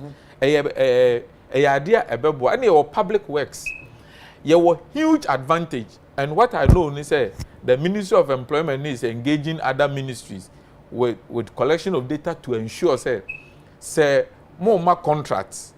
You may be a free buying hobano, and then you artificial intelligence. Robots Nyama very equipment intensive to put it in simple language, you know. Ye who say no no jiji nyuma free and crankren sa enti no abani 21 amona mesre say empanifo nhye mu kana na public works bia ye pese ye street in instead of say befa asphalt machine ba akokese na nipa me ensatimu na overnight ye begu asphalt ni nyina no main roads na ebehia sa na yenye ne sa na mom common street a ye namu a ye the bicycle ye mafra di agro ho taxis ni we ni nanam no ye betumi the pavement blocks aye nta ba ye won hihye se be ya sa wogi public contract kra na mo na so ye na mo hwe sa adwuma no so no ene ne ne nsa ka adwuma no ba be bunkunta am ye hu se nipa he enti utumu se eye designer eba ebi wo hodada but abai person o shemu kana na ye feno labor intensive say a policy we a policy directive we nya sika be a policy ministry ne kasa ye no omo the contractors ka 8 billion so ene ye kakra wo 8 billion mu tua minim sa de da a policy a say eba ebeboa enti waje contract na mom instead of say we be gina ho na one ask for bia we we just one example na mama enti paving blocks also can give us equal or even better quality. Then we nipa involvement, you know, dozen, but same quality. Oh, it be a same timeline. se be ya inti program bi na project bi wa na ya skill no towards labor intensive and no nso ebetumi earlier how can be about what the say kofa omo Togo ni ade no ayo eno eka we no say bia omo as part of policy no yeah ho no the job and skills mismatch, you know, bridging the gap. No dey betumi dey address you by way of public works. ABI renovation works be kra na say aban na e procure such services. The aban wo hu to me say obetumi aka kire say adwuma we no e kwan a obefa so a obeye no make sure say at least a labor intensive. Say be ya ankra no ebenya we. Man some another one na wo san ba me so a na maba. Because I'm interested in a skills in mismatch because when me are e be akwan ba so ani e betimi aye but some mismatch dey ahyase ya eno dey yentama welding is a minimum welders be bring say omunye marine welders a enimonimu ya na say maritime authority university ye betimi aye course bi ni amomo ye na na council case e fe bi nko Italy munko sunya se dey ye enwan emponche ne enentwie ho enanka ayi insense nke be pampa fulani for no ke momra mo ba ya ma security post ni ade obi e wo se ya ma code udu ha say e wo se ya ma chip be monitor ni ade ko China ye tu monitor watch it na ya adwen che ye de ma aban betimi de create job eni sa aban sound na ho kire ni bebe na e boy si na kwa bodom people ase mo ye nkwa opani de mincho ano de ya homete wo sa armed forces video no ne say one say slavery time no nipa e be so o mo de o mo good ship mu edo eti say de no mo ti we ya o and it's sad so be say nei ya je fan hodie but we are still under unemployment slavery and ho no pedika ka wasem no na me kan say may mfa ya ni on say no nti na me share da kire say enne wo ko school a e wo say wo a wo kwaji tu mu say ade we na me kusua no aban kan say chinchi akosua we but wo na waje atum say ade we na me kusua me ma wafutu say hwehwe baabi akonya ne wo apart from that no wo hwe aban ankasa kora adwumayefo no ye ketewa bi Ghana ha enti say ye betumi create more jobs yes aban has the responsibility to help create enabling environment eno no wo but mayam fa ya ni nsisa aban na ebebie enwuma nkete ye kone sa na we will never be successful but because you can't blame them aban na onam a wo hye buckets from that ebo hye no nyina achi no what is very pragmatic to do mama hasa me be ka politics I'm telling you as an expert what is pragmatic to do say the private sector no and they work the stomach to take majority of all these people. It is a buying a creative enabling environment. Onfa ahoden no enko side no. So chance o be hye boss o no na be ye no. Say e body e obetumi ahye obetumi adibi so wontumi. No opani wo na we expect o say mu kan say boss me de ne say aban wa ahoden say o ma sika anasa o pese oboa private sector na onfa nko sa area we kwan a onfa so mfa ma wo mo ne say be mfa ma wo mo just as a loan sika ni ni eje because obi a won priorities na mom equipment ni ni eje nipa na wo be hia wo mo no je ye hu se sa nipa yi no wo mo no anya ntete wo school na so no wo mo ntete ni nrum pempenso bi a they can readily be employable in the job set na wo ho no nti napco wo ho sa no okay ye ma won tete enti me manwe ni say napco no e wo ho no ne leg na e skills training no say e intensify ho na nipa no say 2 years 1 year 3 years anko be free di no na enya de o free di akotena o say o sa twen say akwanya foforo be sa aba na e ho ne problem because from the opening at person ye very careful enti na me ba temporary employment omo mpese I'm a professional yeah meaning I have to speak to but I'm also seeing that munyina mo mpese mo besiche mano aka you see politicians na di oman so omo na oman e hye omo nsa omo na control oman resources so we are napco now say oh for workers knowing that any sustainable You the president Kufuor and the youth employment are sustainable. Mahama Beto also is less debt, are sustainable. Into obviously NAPCO ain't to be sustainable. Already we should have buying sika semwa. 70% of our buying sika or the 2 salaries. I say it cannot be supported by the economy. Permit me. Nienti a ye nyina ya nugusu a ye ka se car na ekọ. Petrol gum. Eniama gum, enipatim. Ekwan na wo fa so no ye hunu se ye wo alternative bi wo ha ba bi a opese okoduru no wo fa ha na ebeboa ye bekwa akodu ye sisi nye ya o petrol no so bete wo bewie no na maintenance nso de wo fom ye pa kire se napco no incubation kind of program ye pa na mmom no ye make sure say our emphasis ebeba in the critical areas na bia ye hu say Ghana ye culinary industry meka be bia ye aduane sem no ye import aduane bebre nti bia ya fa napkofuo nti ye pese ye de wo mo quantity ye bi mu a bia aduane bi kura ye ntanye nkamanu hu ni ade no ono no betumi a focus wo ho bibi ti say temporary employment program bi ti say national service no embra so say national service no ye betumi a hyemu kana ne asesem say national service this time ne afaw when we school be national service na mmom no wo akonya say wo betumi aye wo awadwuma sa national service period no we are helping you set up explore but allowance no ye de be ma so what I say national service program no but the allowance baby I make kind of still want to any achiremu me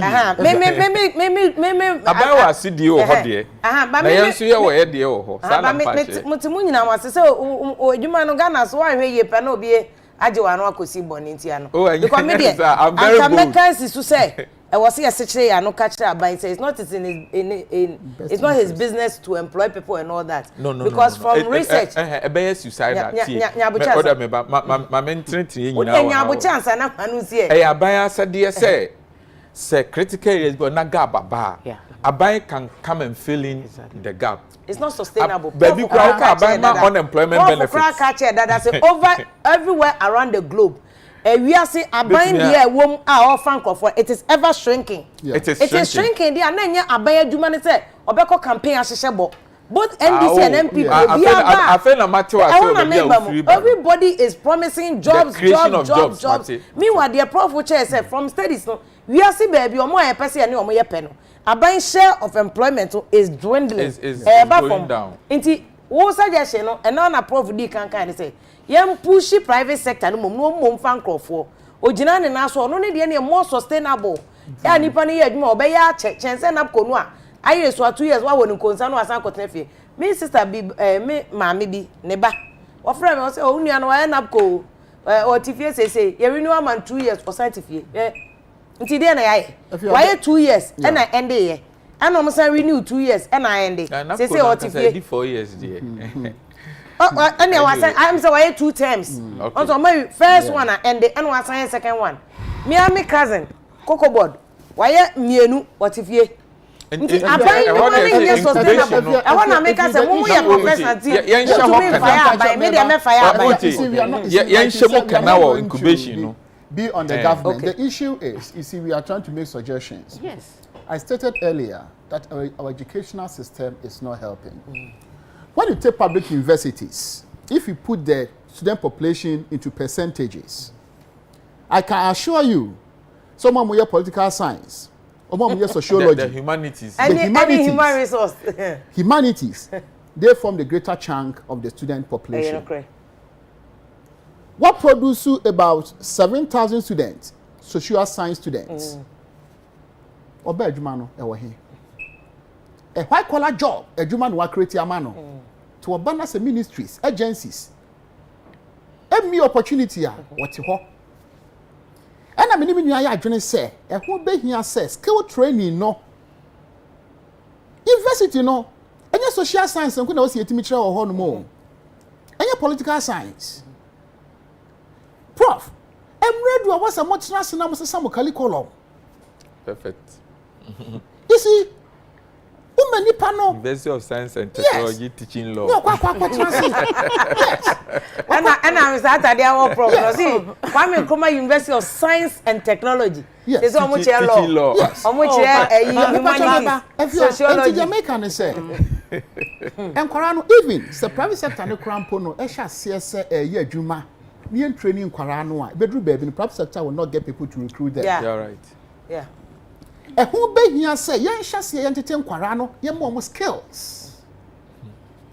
And as I'm saying, university here church and you say what is state and explain, discuss. But what journey no won fanya adwuma. Academic work. For case study yede eto ho ma no. Na busan say to wade na abeye. And the prof also. Oh my. You see, our education system is failing us. Afia, all of us have gone through. Now have realized say sanka nyankopon adom bi na wutimi nya adwene say wan kasa be take your own destiny into your own hands. Not depend on educational system one. You'll be a failure. Because how you see a titi no or hano MYA. We don't rack our brains to come out with innovations. Young fat named and yama for fro and your day and ma. And Debiano, we real school ano, make a page more bank. Uko application and Crawford de Bra, where Benjama on city in Honomo, Benjama or Hanomo, because Yamana prepared so we are. What's a bank share Jumaya day? Emano. Private sector. Say, okay, Omuana, or maybe a Buma Cassia years back, near flourishing. Every grandpa, the man you go, oh my, skilled young Crawford between your Jumano, a beckoning. So the universities, the onus is on you. Some of us some curriculum. Mama Quarano, the Oba, one more bet me and son where you may be, Bebuano. You can't say depend on a so dear. Any abano, hey, we will always continue to disappoint us because a Jumano, any hope. And I don't fall the bino. The Juman in hope.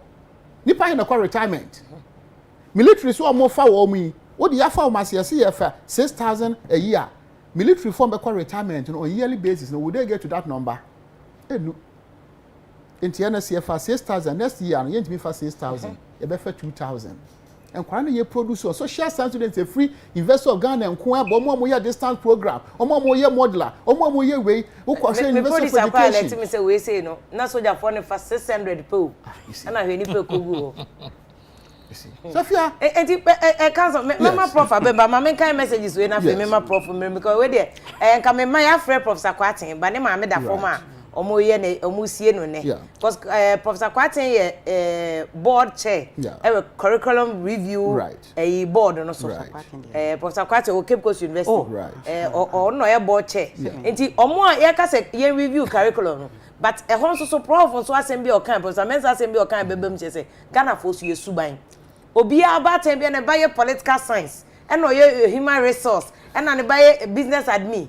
So ko human resource class back meaning say say man kwa na nye human resource ah ubedu wona ma be say 2000 plus omo ye humanity just omo nyina ya ko chocho brofo sa na de o kan ye even the teaching style na teachers dey share dey no kwa ye atem uko challenge you teacher na che so ye how but say one challenge no nya innovation e be dey na so be say Jeff Bezos ana say wa be say Elon Musk ana che say ye de eno ane se yetima yenim si asone sekan ye de do enti free besi ne asone sekan no ane ye de do koso nya ko challenge you teacher so ba ye betimi ye say but can we do this oh can we think teacher no hey na unim da me kira de enti a big problem no council o kan ba ma menka messages ne samra ne beto aso prof we dey down so papa no nana ya wantwi o say if you tell the university lecturer say onini nuanum lecturers na they have failed us because niama ye hia a o mind be ko na anim no o munyina o ma fa amayen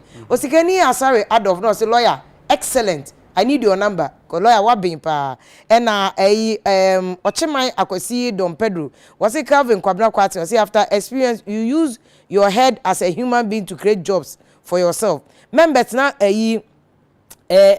Google no me ade o say unuano ma omo no omo generate Google Twitter Apple Facebook they did the same and omo create jobs and omo so aba don't come and blame leaders mo blame leaders blame me by you busa ho say dey na wo ye ochema akosi Don Pedro ne message on so dey buy no you have a point mom dey me dem aka say young people ye nya say so ya na atam YouTube ni edi atam ya atam Facebook ni edi atam wo so in your own small corner ufie wabusua mu dey na wo ye ama wabusua no that's why tini feel enko betimi aka se waton ne cassette ne nyom a wenye sika no osi ni dan wo kumase besi ba ko nkran ko oda but osi odi ni sika be bie media houses wodi be bie this way factory wodi be bie special ice factory no afa nkofo ma mama be yewom nti wo so ye bia nka wonua so adepam kra ka wonua nya adwuma ye ba wodi audit Facebook na wodi atem wodi to YouTube na wodi atem aya na ya me yama Ghana use chese ye boy enko social media na ma ye se de emfani atem ko a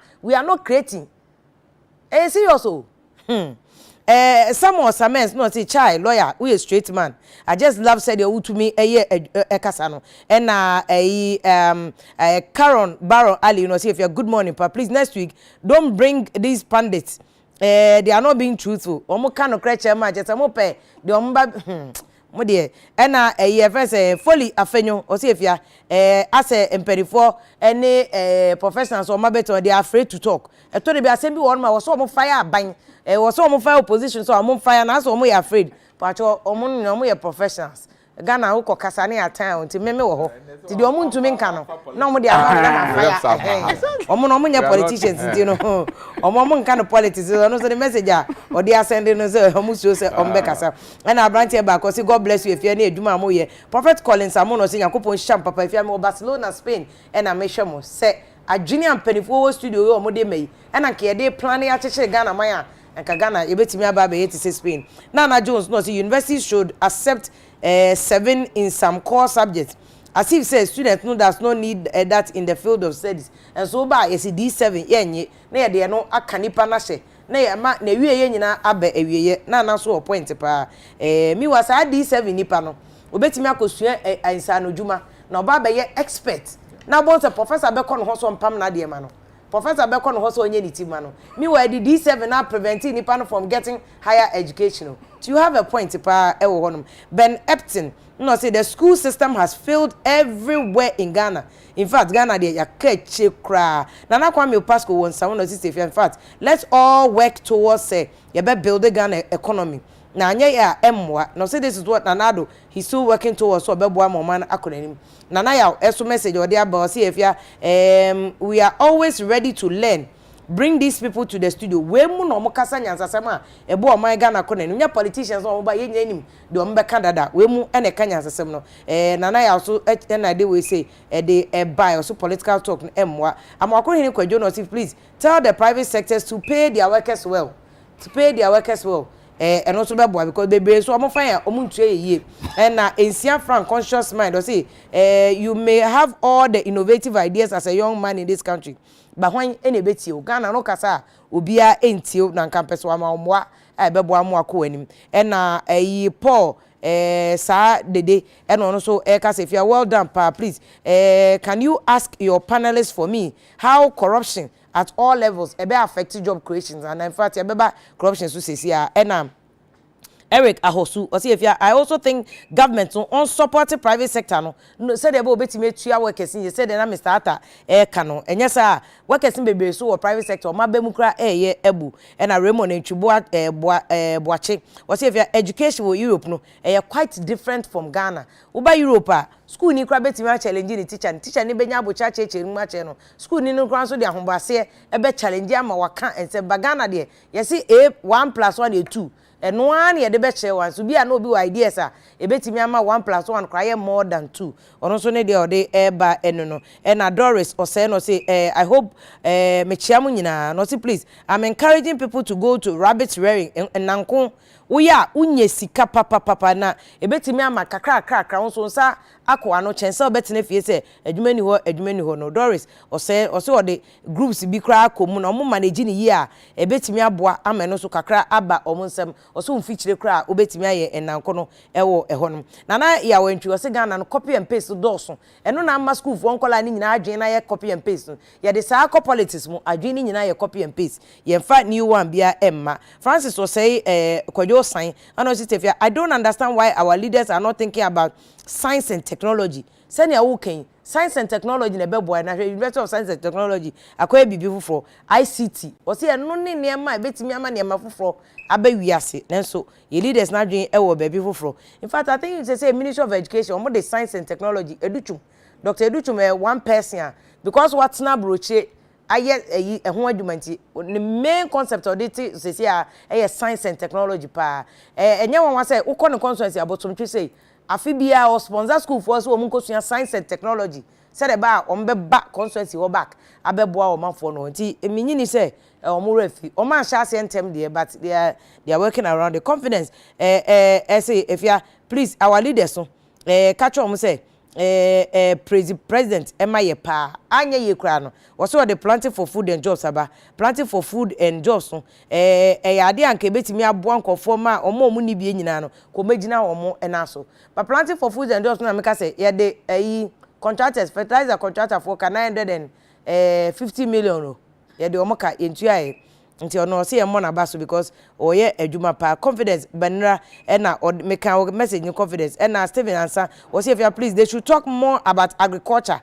ya can agriculture sir George or say him lady please politicians are not helping us I have a colleague I will secure loan one agebosia from Europe say ko de ba be agro park farm e wo ha nanso say no omamma ayedian ma no so obe register company no nti say ontumi insecure sika no or de aba be yes agro we na or person or de no too much bureaucracy mpacho o say George so ma me hu na me ameso ne sad na ko register general mpacho I promise to help him do that one say registration kwa na difficulty na me ameso ne sad na ko ma register general no magina so aya ma no in 3 days that's what they do now at register general and Amukala Jonas or see if ya me wo carry or see successive government now have failed us in agric and innovation. Said they're not lawyer cano. Senke free nkroma bresu nyina na ye to aso eye consistent wo kue mu a enke nanya ne say body boy den ye kuafo no wo mu so wo complain and said o kan fia wo say ebro bottle back ye 370 Ghana cedis eno any Ghana ye problem kese pa Raymond Etwibuache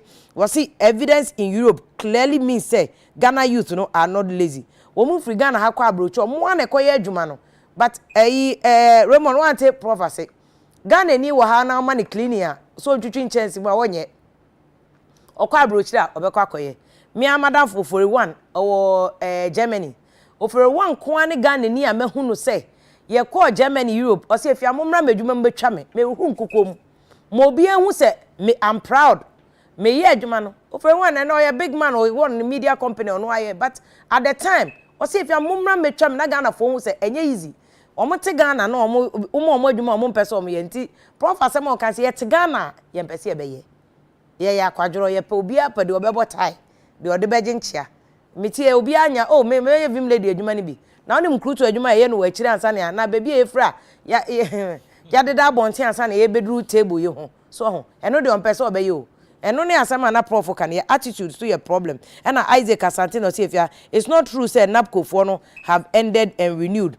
It's a 3-year program, which is the first batch will end this year. Mbacho me auntie bawo. Oboa otifie ozo say NAPCO hey.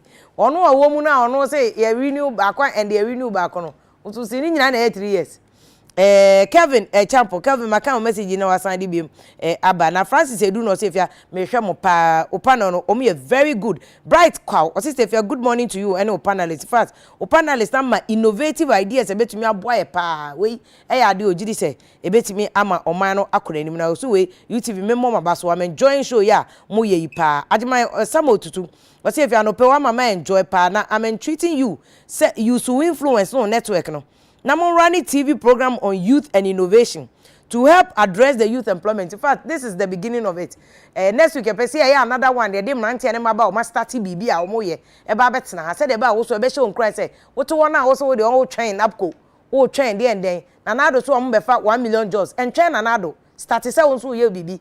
Maybe I do better TV so announce watch a day and a year. The entina all year. A day near consider woman more ben out here. Say MBSSI for CKB, OTTV so near connect to one. Your person so ye dear hujum near Buana youth in Nansu Bibia, one more ebeyeti. May the messages in Bessimasa Candia Canina, Eddie Amamo Steven and San Ocase, oh, here lawyer number pana, lawyer ideas or one, lawyer.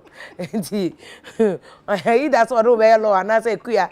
Our year a year November, our year queer and even 1 month pressure baby. Bro, na me kase chile areas. Yeah.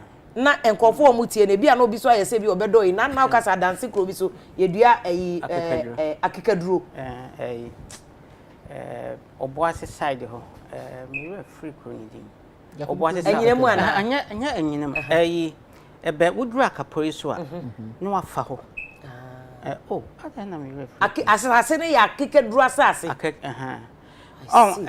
yewo soil research for soil map or soil suitability map geological map e kire area bia no baya udua be so eno no wo ho we dey wo map pipa na ke yi ni TV so anka mani beje pa eno soil research for na ene wo intino o beye bibia obetumi ahu na wonya soil suitability map for area ho eno ye one thing but we say no said ye sia ye ensase no ebia ebesesa kakra it is a wo ye no on large scale dia ehu behia say obeye soil test so ehu behia say ye be soil test ti bobo growing bi so regions bi ne de omudua ye pa ho Afia ne de ebeye yamam if you say mini soil map no okay mini soil map say me soil map na kemeti me ache de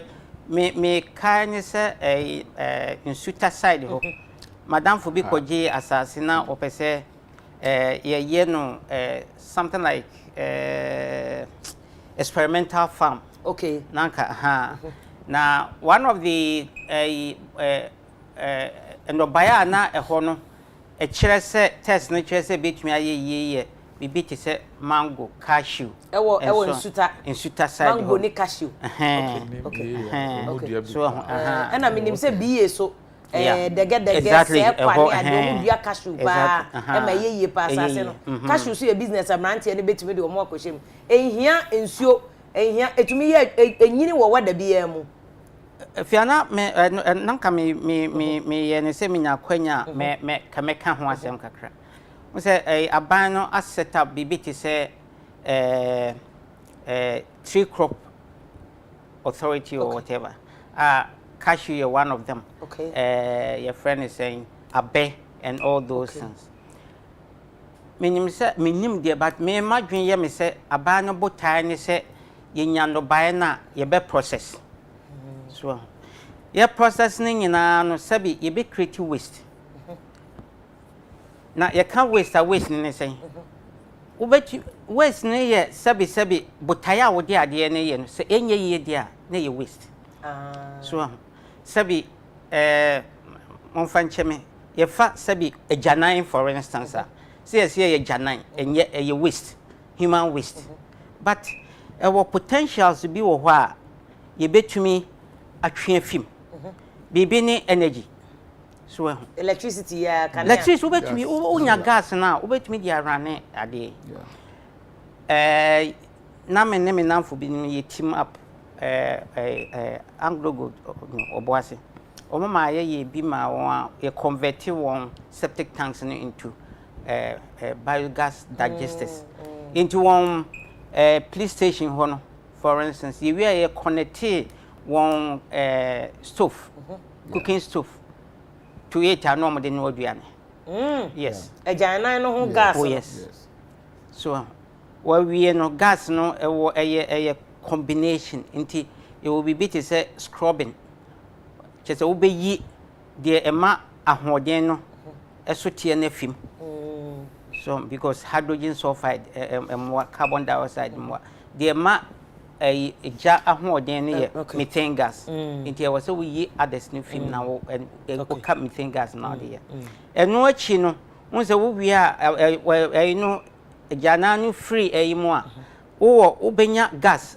wonya liquid nsuo no no wonya solid no the sludge sludge no obetumi sabi say organic material na a process na sa organic material if renuanim enti duane no bai no ba no etwe ahodin fra asase no enti edru that stage na sa sludge no what they call back to asase no what return part of ahodin a wotwe film no e de ko e de asase no said be a fertilizer you use pee no e so beti okay so aside that inorganic fertilizer no e mo asase no apart from say and I'm say apart from say best say phone ano so Emma offers as a fair baby you can be bit is soil structure so Emma soil structure no essay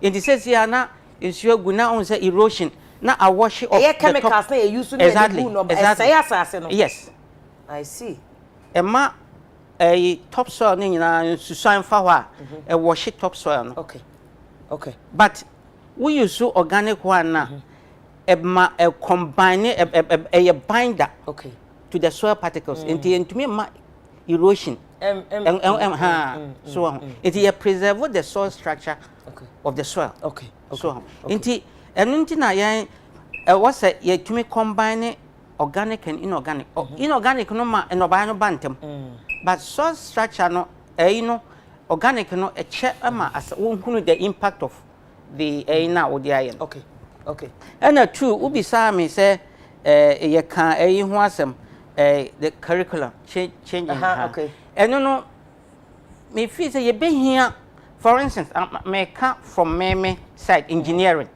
ye be here industries no to make a contribution so because omo no na sabi omo adwuma no omo na at the end of the day ye produce engineers no kra na omo be fa won so enti obi aye omo ba kire se oh se no se de inasia ye no e bia se mo ye ni se ana mo dan ni ye ni se ya ebeboa so enti these are some of the things that me feel say e was say yeah na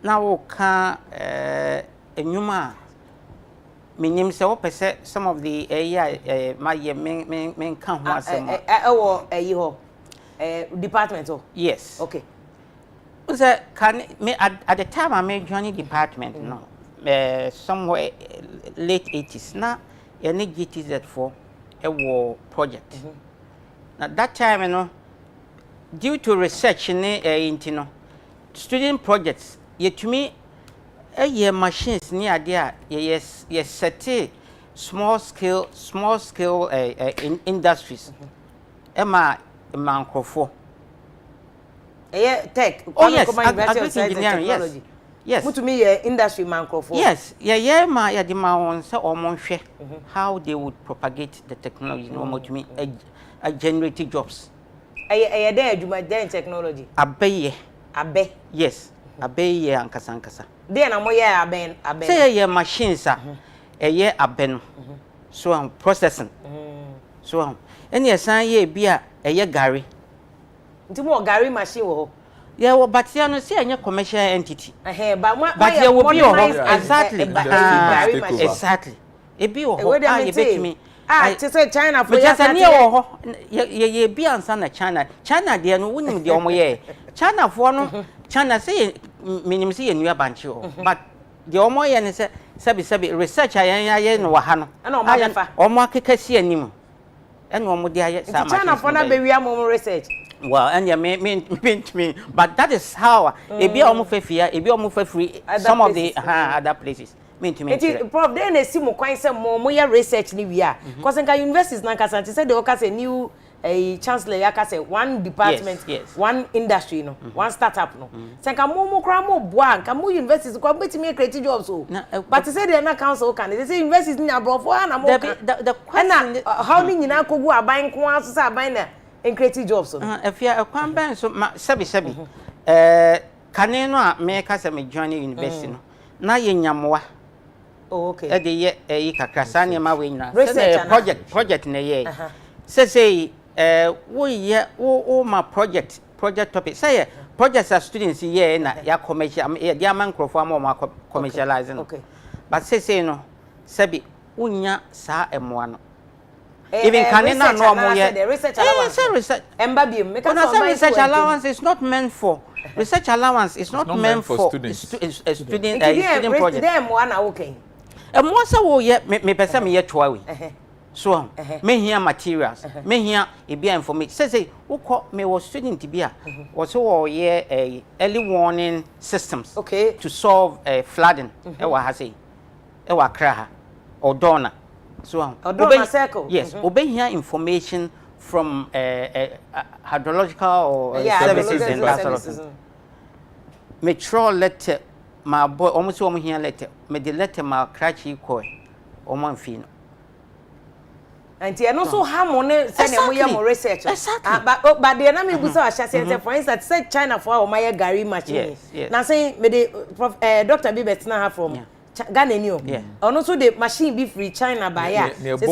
Yes, a book cocoa. In fact, extract cocoa juice no.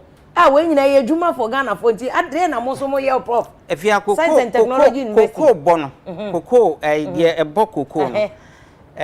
Many madam for being any MIT4 a year project 20 omo e buy na e was say on ade ba kwa e high and say technology ni na ye imported so imported ni use meba ni use you no e ye bibi kakra say imported say yes but ye ankasa ni ye generate technology ni dia wonim say weni and e bema technology na ayedwuma so enti no but answer na wo baye no e wo se wonya omo ebe use no wonya omo nya twaka wo fiti prekwa enka se wo mahunu se we se ye we be ye enti me ye ne sa enti papa na mo ni industry ni nkwatena me ba so me camp me ba enti wo ye we ya woni ye ni akuafo no koku akuafo no ewo adanse ho ye no nkodi nkuta ho ama ye tuma won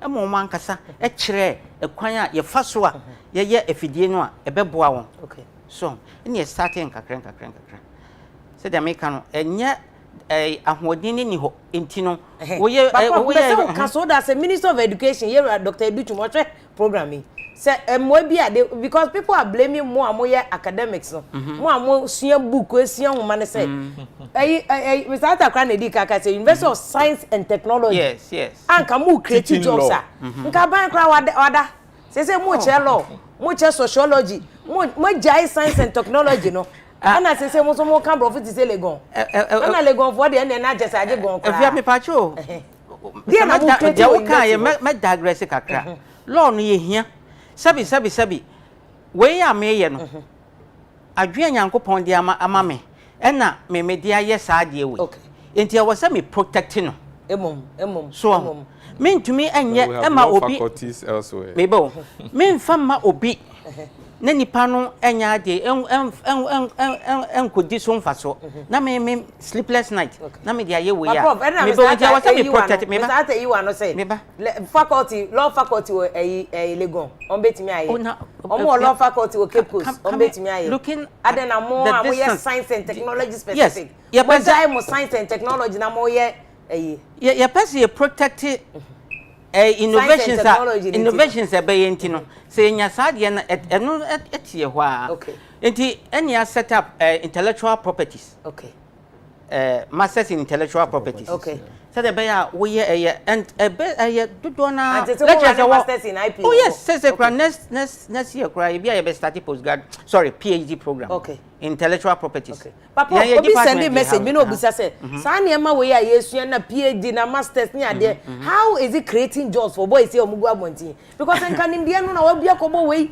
di a PhD masters we nka munyina mu di creating jobs a nka ban ko anko da nka wada o akua na me ka say efia na me ka say sabi job creation ni say job na yes ye be creating no say first of all ye nyina sabi me kira de me ko atobi ase na me hu se bibi wo ho a na mafa na me mako ye ho adwuma se de ye ne se nkwada no ye tuma won sabi omo wo internship ne ye so wo ko a hwe problem bi e wo ho so na o project no wa ba ye project no na lecturer na guide you up a solution then the solution no a job creation so prof me more pressure baby but so far tech the innovation part no more creative innovation dey p innovation a boa job creation oh of course I do on my creative jobs why not I mean, for instance one say bibi ti say infidia ye ku adwuma bibi ti say banchi say the banchi say wonhunu infidia obetumi de two branch and that sort of thing. But my department, you know, Professor Bobobi, are taking it up or no. I mean, that is the area of concentrating. Oh yeah, a two branch, yes. I see. So in the another idea, apart from that, I was only say university is equally an industry. An industry, your raw materials, no students are almost I may train you. Through the 4 years, they become more or less a fully fledged product. Okay. But at least because VRA staff virtually all of them were trained at KNUST. Pharmacy. Throughout the country, I would say, and we are making a contribution. Okay. You know, managing a place, is equally, okay. So, and you know, Mama sabi, yeah, plane. And as you no, we are making a huge. We are making a huge, but we have to start from a small lane. So, no, we are not competing with those, but small lane. Or my small lane. Your problems are a American and you no problem no more. But small problem now was here to me a share in your home solution. Because we are not competing with them. Okay. We can't compete with them. And to us and more munyano. Yes. And yes, Anna Munya. Because we call NASA pa Sika Omodema one MIT says Sika Omunya funding ko MIT. KNUST minini sa ba ma mo funding. If you I think somewhere not many madam Professor Dean of a faculty. Yeah, work be on with vegetable oil. Say vegetable oil over to me and one adjungu bibia who convert into biodiesel, who convert into diesel. And why ya me na me catch ro. Yeah, the diesel. Oh yes. And the prof where the my idea was some more pia. You better say no Temari refinery. Yes. Mutu me dane no petrol diesel. Diesel. You running at the Corane engine. In it take the parameters like any other what you see any other but for father na ya innovations and mo who dey ro no be who say mo ye nka Mr. say ko be who say yes mo ye innovation if you better me better na me so o be ka say me fa we no prof no obi anyo hwe say prof na ma shada from Kumasi na so we there but me just say menya innovation na me there ba prof Mr. Wa say bibi fo bi wa universities ni bi mo ya mo mama so you bring UTV and me catch yes catch and pa because e bia no bi so ti ba bi ohun de mu kan ya also say machine we di two bank na ma beto bi oh yes ano so di be kwa kura bi ase no a supply ma akuafo and no so commercialize na edwuma ni bia na ye create no sa emrante ko munya bibi say an ko mo commercialize say chenchene oni ahode cross o pe soja so lo amemra ho na yenko corruption issues no because obi aka say sika bebro nke betime save from corruption. It's a laudable project. Say indeed, said a prof Okano said no correct. Say I'm academia. Yes. Prof Mijitum. Just a saying. Na motimi ede ajongo turning to diesel. Yes. Then I congratulate you. However, mo yes no. Student ahe. And motimi training more so if they come out from school they'll be able to produce or turn these ajongo into diesel. Students are here. And on the bema edwuma ye no aba wo man ni mu. Okay. Se kwakoye te say be a project na maye na professors no na ye wie na ka ho no mo a it is not creating employment. The hwehwe say a Greek engineering student o ma farm on sase no. Omo so nso betimi ate wo mo ho. No mo na mmaye ho wo nkrase na adwo no omo tene omo set up industry. Entu be hwe no ebi a ofa agona area mampon area menua krom. Ebi adwo ye ho nyina na turn to diesel. Tie na ho meyi e matwe diesel mfemfiri akra emfe nko. Na no na create employment. Enti e ma no mo ye adwo no wanya adwuma wo ye wo twe dia ko industry home industry no so turn into diesel. na sika ɛyɛ den ɛbɔ ɔman ni mu na mmom si ɛyɛ na ka hɔ na baako pɛ ne ayɛ ana si ɛdi gidi di a increase employment. Because I don't know fire a buying moma omo ebi a support I bind my universities so near the research institutions so we can say and say mu bi no mo ko about more research allowance. It's 2016 2015 good universities now nti ebi a omunya mmoa omunya no MIT ni ade for ne ewo aka they could do more. I feel sorry. I do agree with you. Say I bind the was for so omo asene. Yeah, our private sector so bu sika won insem. Yeah, or pursue or go into that production. You can partner such people or such institutions. Yes. No matter into larger quantity or commercialization of these machines. Yes. Yeah, a bit me a bois a create employment. And to quite prof monam son there. A quan papa. Now the year shani say a bit me abba ama and crano and your juma. Yeah. Yeah. In fact, prof students be I mean so student or say Nana ya wo wusu ahe. Was it I graduated from the Faculty of Agriculture KNUST. BSc in Agric. Has so many borrowed courses from other faculties in KNUST. Or say also cassava harvester now can it won't work. E just say banche na we dey ni nyina wo line. Yes. Oh yes. Enye sa untumi fen tu banche no. Into say also technology no so is faulted. If you are across you obi na edua na banche. So person we ni here even cocoa say. O person cocoa so a. E wo say udua. Line. Yes. Okay. Inti anya no buy bi o person here. Sa na wo say. Ba uji tum say so de o kan harvester no. O enua banche no line by line. O if you to anya. Said there on say banche no even no kra no buy no. E wo say wo tumi develop variety bia. E mon kofom. Kese but e best spread. Okay. So wo ka say wo tu banche a. Wo tu eni asase ni nyina.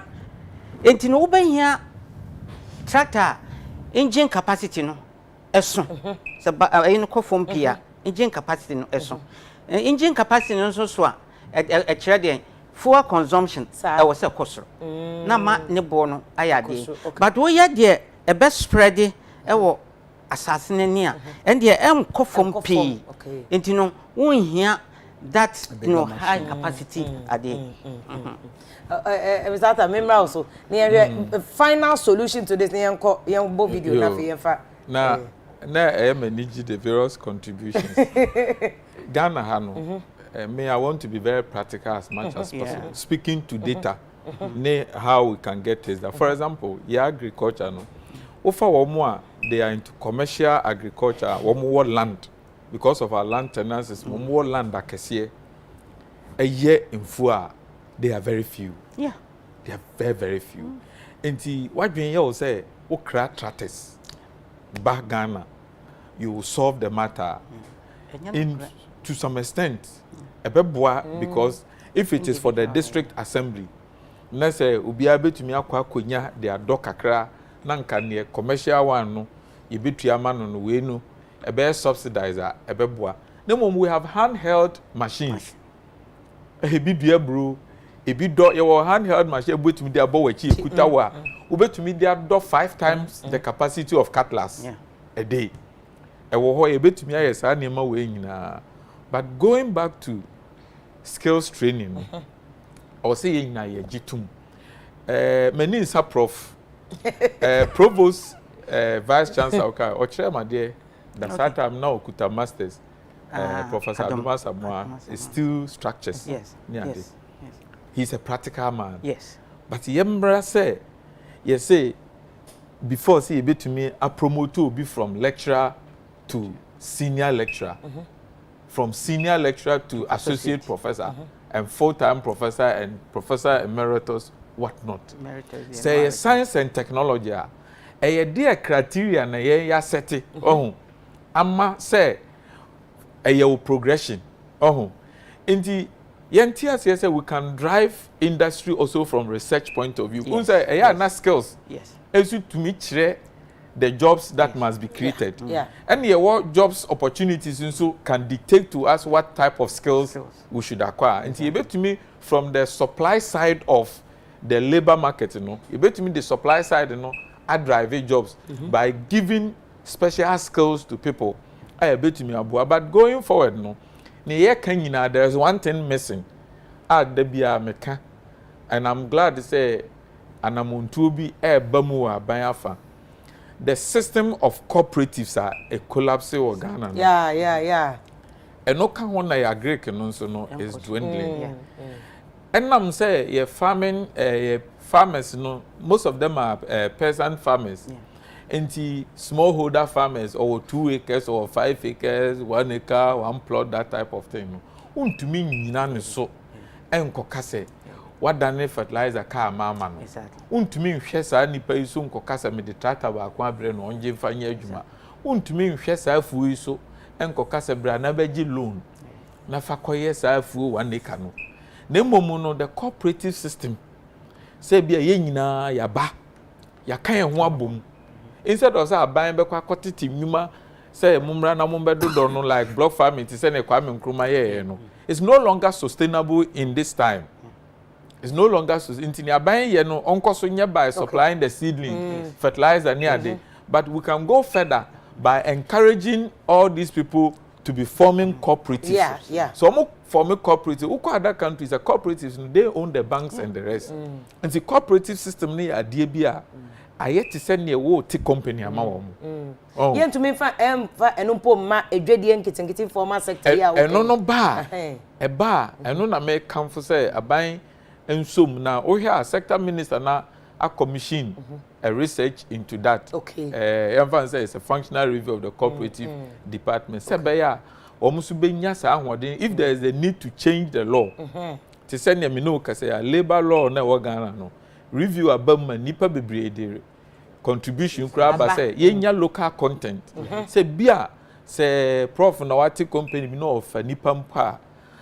Se wo be advertise ya na wo be fa nipa na wo fa nipa na afia mono na maye hunu se sa skills na nya available locally. No so betumi aboa ma unemployment we, but me dem asem be we no. We must look beyond Ghana. E hono na me gidi say we have not taken advantage of that thing. Say obi nya certificate free Ghana. Africa ha emudu pa. People respect us. Ghana ni ko university wa Abrochira utumun say nyame ache na de. Okoba bia o shine. Enti utum say the type of soil ye wa ha no say edua nipa wo so a oyeyi. Enti no Africa ha no yenyin say even West Africa ha no ye betumi a set up schools. Na ya tete nkrofo a womo nhwe just the Ghana labor market and opportunities. Baby to say medicine. Yes. DNT and obi benya aggregate those days 24. Never catch and say on you qualified to do engineering, on you qualified to do medicine. When request nipa na some nipa no aso kwa Abrochira obaba be ye doctor penia ba abakolebu aba be ye adwuma hweye. We kire say ye human resource ne to bebregu. Nti ye betumi set up structures and universities and academic institutions we can also train people. Yeah, they omoko. You bet to me any woman akoba bi akwakoye adwuma. They also bring in some inflows. In identity we shouldn't just limit ourselves to our local market. I think I know part of it now. Aban ye we sa necessary odo omoko ba sa unse abua my training as ni enkoka say adwuma ni ho even though it could be the situation but we can look beyond our boundaries. Now yet to me I research so in the neighboring countries near critical areas are so here personnel na ye dikan me dey say can wotwi mu na ye dikan atete nkrofo no kopem time wo mu nya wo mu nim de say omo tete wo mu de na afi na until constantly we have to be very dynamic. Ideas and the obani wa no country bit is Gambia for instance say KNUST a coho a coach omo indicate certain areas on person omo training omo nkrofo into KNUST you know collaboration and lecturers no be ekọ ekọ trade nya se Gambia na anu ya kra na omo munya university na Liberia na nka omo aha no nko omo nkofo ba e besua na omo chief justice ye Ghana omo I think ye da so ma judges ko nti ya ade o ho nti a very good suggestion sa aban be fa na nka nipa ni nya 11 onya 10 koye medicine because nipa no nya 15 crore be koye medicine or China Turkey no they aba be chro no aba even lawyer here ken lawyers in Ghana as your man law na ye bari obi ni sika kra na oba na ope o friend o man lawyer sister if you me to me na o ka hwe manim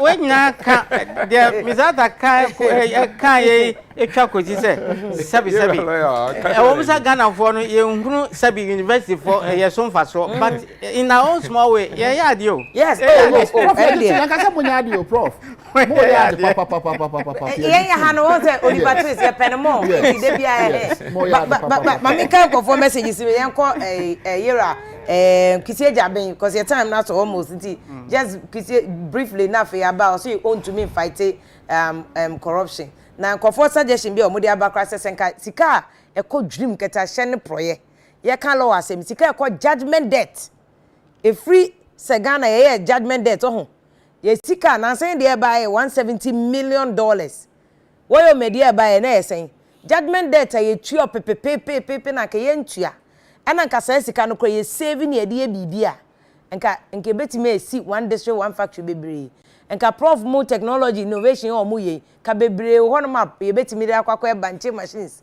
gari machines enye China for na ebe ye na Ghana for ye hu aye ni akwakọbre but dream ne kata share ne proye ne ade enti opani ni say ono de obema why uncomfortable on to me nkum corruption by be din ma say wo ye dream a wo ho beto e wo Ghana ba Kelvin na na champo Kelvin na nko amaka messages be 5 enti I say good morning Steve I'm enjoying the program no pa in fact one mama who say UTV is the best any discussion here wa bampanifo no crowd o ma bakra no e na mani age no mechia honorable bright kumi and Isaac Sesu or say Napco hasn't ended yet. We haven't said Napco I ended and Nanaya went to so my messages be 5 face sting or say I beg Napco isn't ended no contract extension has been given until next is a mini and boy and answer saying Nediana ended and now or mama open say labor consultant say extension has been given.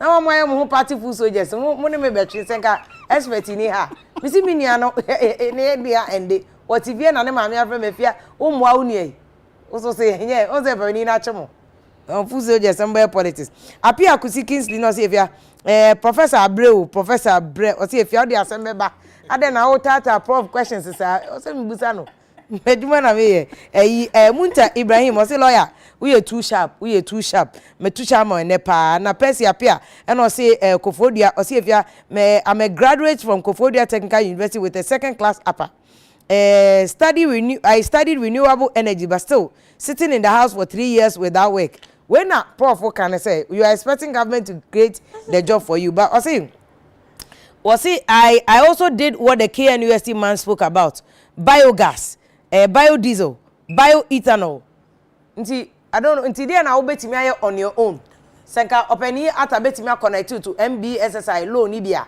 se maye hu de obetimi aye na ye de wa hye ne nsa na wa connect na won so nya bia won so wetimi aye but you must prove so obetimi afọ obi adwuma mu na ya connect to it has to be a sustainable venture and o say a sustainable venture tipacho tie ni ene ye connect ye ho anu no Munta Ibrahim was if you catch a lawyer say my sister or you too much and George say no see him lady our agriculture ministry no is to blame say the kuya and ye Ghana backbone no ye ni ya and enya politics ye de bi e ba ye ne ye say anka de prof mo ye a wo man manufacture machine two bunch near there na say community of agriculture ko mbehu ko mu di sika crash mo ma ye ni bebre ana o ma pe obi ama nipa na ba ye mo aton de ama akuafo na say e bi aban kra wa subsidizing Alexander Shanti no good morning if I have a project in my final year All Nations University. I use shea butter to produce biodiesel but the issue is about funding nko for ideas eba also the nkuto aye biodiesel but my hu paper no now so you be connect to yera ata there or your labor expert and periphone nyina onimomo e be ma na connect but o say e wo say sustainable e wo say a project wo hwa e wo ground nya de akotro brofo keke ye ma unkuto ne e ka se fire biodiesel na obetimi aye patcho ye connect ya no nti shanti ma yenhu if you have that me contact me Facebook I'll see then I'll connect you why and Albert yeboa obeng o say if you apart from protection of intellectual property rights there should also be funding from government to scale up the projects for employment also will study work in Germany and Italy and their governments are interested in employment creation tino womu di sika boa enkrofo not just a monument said Ghana a try monument article 71 for no was womu di sika boa enkrofo mo creative jobs no papa we punchlines so obere makusi was Ghanaians they talk every KNUST has a brilliant idea but capital no isn't there. Moreover, if we share our ideas with someone, onipa ne be wia and you will lose your dream. Into also of KNUST patrol, let us see odieno. We be wia will be ade. So say you can do this you don't know how it is done. You have the research what I say. And Otin said, or say if I'm enjoying the program this is really good. Say we be inviting these people and yet the political people and these people bombe tiemu kwa insuare and Kelvin Makan odi nana yaw Owusu ahin no say I'm a graduate from agricultural faculty Makan odi Doris was say if you me so as an animal scientist I know industries any farms elsewhere support research for their own to benefit. But Ghana had a shut down supporting Bibiasa. Here in Ghana, almost in industries and farms will not support you yet. They want to use you to use your mega salary. Now they are quite research. I don't know, Prof, we are aware. Animal husbandry, you are never in Kahano. Edanho. Most of my tutors are some confused. You see, my motorway. Animal husbandry, Nino. And Sassin, they are 21. Me cry me young journalist me ko report wa omo yogurt omo breedi emponche omo to me fa Nigeria emponche Sokoto red no ma crossing with Ghana de na ma new breed no onyi ntem ne milk no eba ntem omo de bi ye wagashi e ho na mko hu wagashi animal husband di omo ton asase no ne minim ni say me hu so mo de why e bus stop Adana spring up in that area. Ye be brache wo my way mu ye be brache abante mukara Jonas wo carry was if I support cassava farming pa was if you me a young man made 28 years my me kura say senye say theory ne ye kan ka me say metimi asom amama boa pa na mukara che wa che wa send video cry ye banchefuo order so no we JHS ni SHS pe and so banche and order che say obo no homodin supporting boys in Benin they were sending me videos ni na mukala mo meyi videos na ye beto ankomo we so next week na ye de ni nyina aba na me de nkomo yi o video no so aye o video so na bo aten ye cocoa processing company limited o manager na nkwa so na say if these are the conversations e boa magana ye nya ideas e boa mo man no konanim enya sanke e betena na ka ge asem we ma adwuma ma boys o mo kotena ye friend say armed forces way it won't gay asem will not create jobs for them but we know I can banche board here or my tonton near more car when you are pushing government say ideas we am penny for them and ideas kwan ka bet you consultancy but mo de ma free say the baga na ni nya adwuma ni nu ebi so benye bi no man no akọ nanim na abante we so message or there about say if you are good morning pa mystic wonder no me won sawoma do eji I like adwuma mo ye papa na in fact ideas amode aba no me gidi say ideas e bebo na no do gidi say na do ne ba o me led government o betimi aye adwuma abante we famous o so won fante o say if you me pe lawyer asem pa ase o che say tutuje gwe na kan straight o kan no kre no bia wo mbie hune o say a salute lawyer chianema me pa say ne wa betimi aba be ya asem me aminua former dean of parliamentary press corps Edwin Arthur was if ya me chia pa ne yenko yenim na mubo adwuma say minua Edwin o lawyer kese pa just a full lawyer ya call no to the bar was yenua be ma besma beble onso ye journalist say ne a koshia akonhie wo kaso akan so park ne car o na car de bedwira na okun no ne mantasa triplet ene ye wo mo awoda enti esenya kopon hia ema enkura na wo se ye nyina ye hwe na anope yetumi yes ye be ntobo bi de akoma nkra na because on papa de wo agya omo a ye ne a na wo se ye a na ekobo ankora ya me nua ba wa aviation say if you good morning me enjoy program no job creation analysis a umpanifo yi wo mo ye wo TV so Professor Kwatin what if you can enjoy discussion now mo ye ne pa but next week ye beba ne aba beto so ne ma me da form prof Kwatin wo Cape Coast University o kra ne ma me oba pani Afia Pokua we di mi name a oba pani Afia Pokua ma me abobra we di ne nkwa di nchine chese ne di pa aka aginyame so ampa maami ada ne bankum so a chese prof kra no ti prof yakopon ya adoma next week mu wie yie no buka nyina adwo ada na afia to asne ahwe curriculum no say university ade a mu kire kwan ben so na mo de boy creative jobs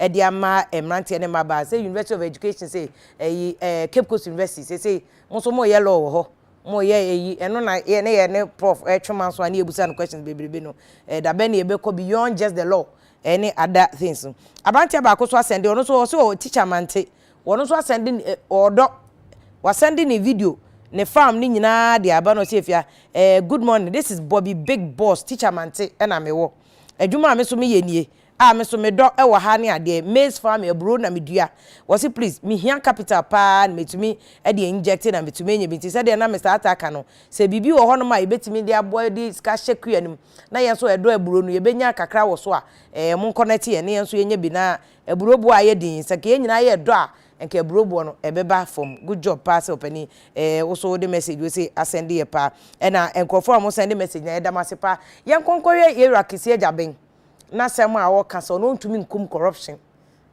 no obema aye uncomfortable amaw mo ampese mu wie sika no wo ye civil servant o ye politician no ebe uncomfortable amaw pa ono ye independent special prosecutor for no ye ba veritable source of corruption globally, and particularly Ghana, is the abuse of conflict of interest. And many situations of unethical behavior is associated with persons' conflict of interest. What strategy do you have? People want to reward family and friends, want to reward other persons, sometimes corporate entities that are formed overnight will win contracts and bid against very experienced hands in the name of conflict of interest and its abuse. What will you do as special prosecutor to give respect to the provisions of the Constitution on conflict of interest and barring public office holders from abusing that opportunity? Thank you, Chair. My strategy is that I'm not naive to assume that I'm coming to stop corruption. There is no way I can stop corruption. God himself will not even acclaim to that. But I am going to make corruption very costly, very, very costly to engage in terms of conflict of interest. Chairman, you have just said that you make corruption costly, high-risk activity. How do you intend to work that? Exactly. Thank you. Honorable Chair, first, I'm going to institute what I call pressure for progress. I'm going to institute systemic reviews of public sector institutions and the development of integrity plans. And here, this is what I intend to do. Why can't we have our own corruption perceptions index, for instance? Why can't I rank public sector agencies against each other? And at the end of the year, publicize the results as to which institution is performing well and which institution is not performing well. The most veritable source of corruption globally, and particularly Ghana, is the abuse of conflict of interest. And many situations of unethical behavior is associated with persons' conflict of interest. What strategy do you have?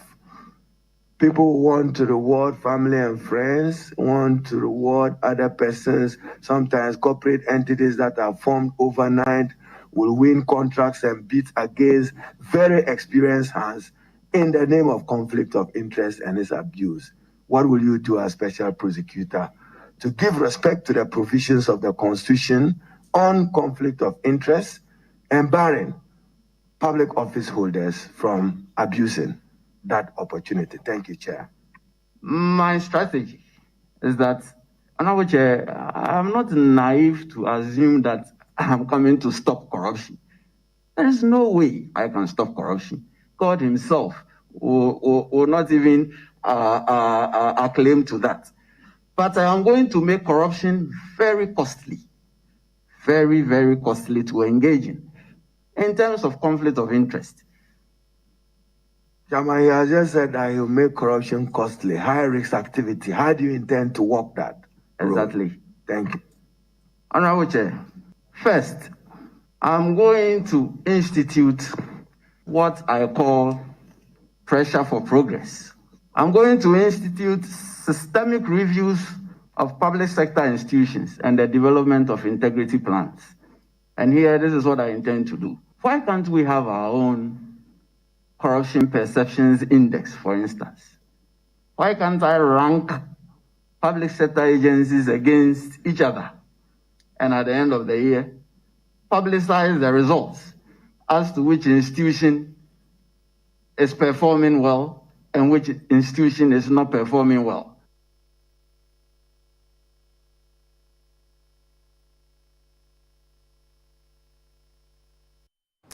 After for some more baby still like what critical issues so I wouldn't say na ya to yabo aka kwia no ho asem ni nyina ye create jobs.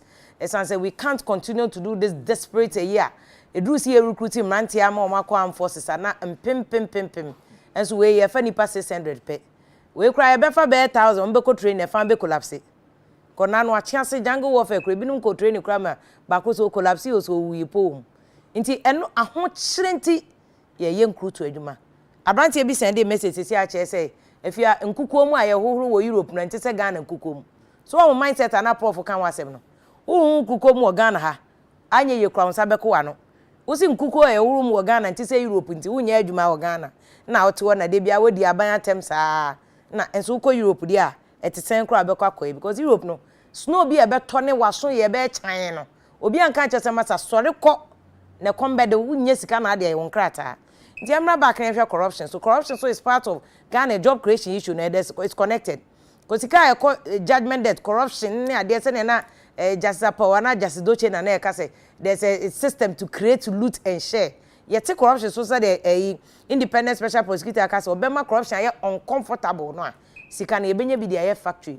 Ya be ye kra ye ma ye nana no bedi. Nyese ba akofo onyi nkodi. No nu a akoda cemetery de agya ne ma na ya aka de ye bre council mention say through so with this independence on the send the mu no lawyers ne ka independent special prosecutor ya wa beni ade o ba na nkofo bebe but also obema aye uncomfortable. Can we fight it and save the economy de aye kua and other things? Yeah. If you me that say I have no doubt about the competency of my most senior lawyer Jabin. Say you are appointing us about a special prosecutor. Ocean credentials. Watch radio criminal law for so many years. Why ye Juma we defending Crawford na ejuma no obetimi aye. Na again Osha Ghana ya sitna any baby efra ye ba from Kromachai e bi sabra ben bi ani ho no mo oba ya ye for corruption charges e mo no Osha Kwame Nkrumah dia mereku amwa issue buying of golden beds at that time na free ho na babuzia e ba bedru a champon e say golf issue to talk golf the man no corruption na namu na baba bedru President Rawlings Abreso somewhere in 1994 I remember some of his appointees were sent to Shraj. Near court, PV or being late, PV or being the then canal sales and the rest. Ya do mokoi. Near much right, I share your moon semu. A free hall near bar, a bedroom President Kofua Bresso, a Betty Hotel Wawa, and so many issues. Corrupt. A cacanina. A buyer bedroom area President Mama so. Osho non so. You say be better fort. Yeah, non so no, it was termed as corrupt. MPP abrasion so no, there are so many corrupt issues. Yeah, non so no has been leveled against this government. Now, fear the American and say esum kase na da menua pani no eso na nsa no betimi aye adwuma no mom ne de what I want to say, let's assume say Ghana the fight against corruption no afa ni ye be hwase 64 years of Ghana's independence no corruption cases aba nyina no ye hunu de ye de kokoye ikosi ye just iota of few people and na ye fa wo mdom kokko gina court sentence or dom kokko tumu most of the time ye reform to shrad chioko be na government itu white paper people are exonerated it is kedie no koso ensma no pa ye ba na ye ka ho asem adwuma ni ha ana nkora nya adwuma ni nyina na fia bebi efa bebre no ye corruption a koso wo man ni mu ye ka corruption ya na mempese ye de adwene so begina aban enko ane politicians so afia odo opa matron mate opportunity so the driver monitor no a entom ro mu free akra nkonkosi tema afia nya no no no so ati bi ato nchen corruption sa so dem si anhwe ni yi a eho sikadie ekoso wo ho enti adwuma da menua pani lawyer Jaben so no enye nkwara asem na thank God so ogitu mu se wontimi ntu ase afia there's no way that obetimi to corruption ase o man yi mu said yes ye didi nipa mu no akwakoye te se cancer na corruption na wudi a edi enkrofo no esene coronavirus si ye hwe ne sa and ye campaign against corruption te said ye campaign against COVID-19 pandemic anka yebetu ase nanso empem bebre no ne agya ma enipa kakra bi ana eye ho adwuma enti admittedly wagye atum se ampa corruption no ewo ho na san no betimi atu ase no there should be what we call situational report ede na ekoso sabre also ohunu se sabre no corruption se de medi nka aka no abanjuma yemu no corruption wo ho omo mu digwa o import or export nyema ba no pese obetu ya the required tax ewo ho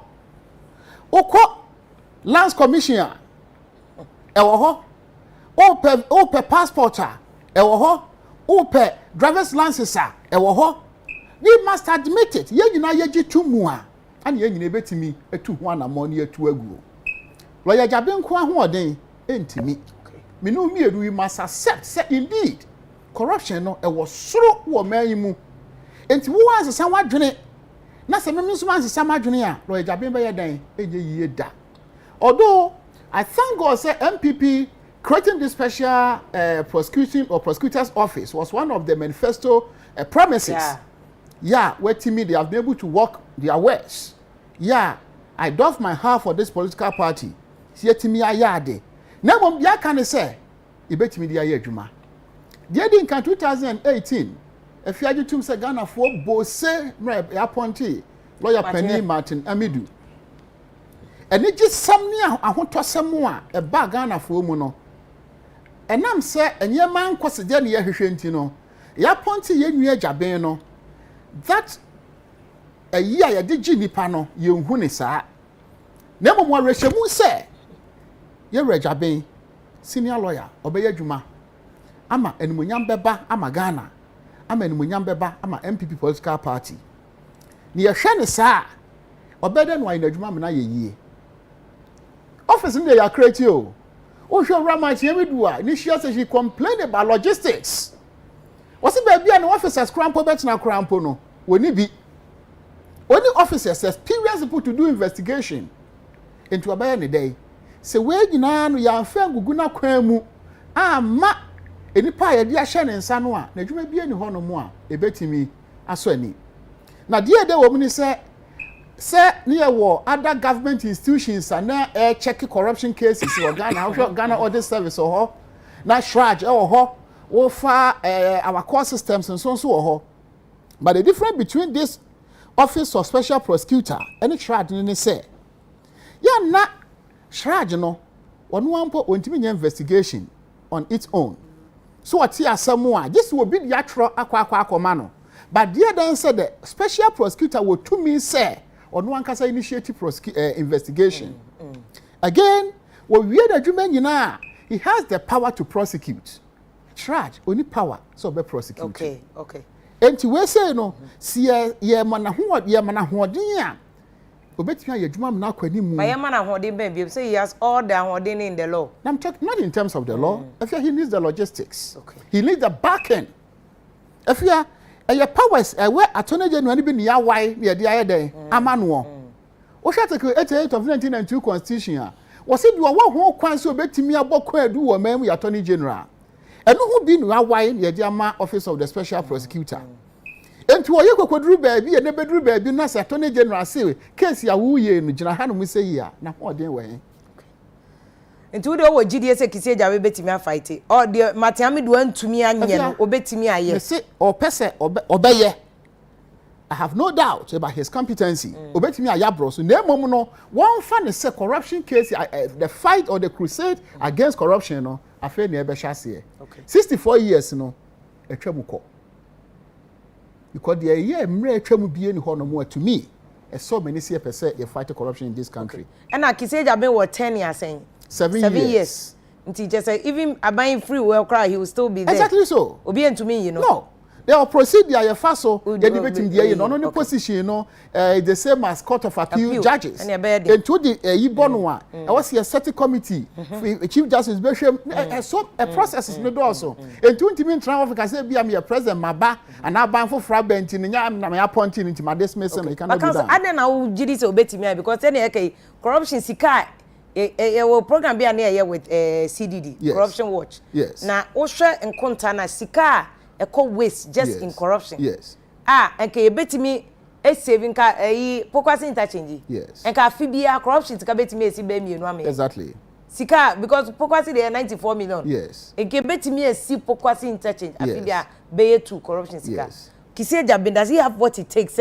When who pass a buy mu penny, and now opposition mu penny, whatever color. Yes. Because NDC and NPP for me na for. Obetimi akochino, does he have the balls? Yes. For want of a better expression. Exactly. If you are the reason I'm what you deal when you be brain and they say I don't want to blame the elderly too much. But to some extent, Metimi say the elderly had disappointed Ghanaian youth once again. Looking at Jabin's age, so pursue protected the interests of the young people in this country. Jabin Betimi Jumano, as will be. At the age of 44, your more position way. Empenifu edi animu no edi wo man no mu nkwara no ewu ema hoden ni ahokyere nkwara na mu wo man mu no ano eden.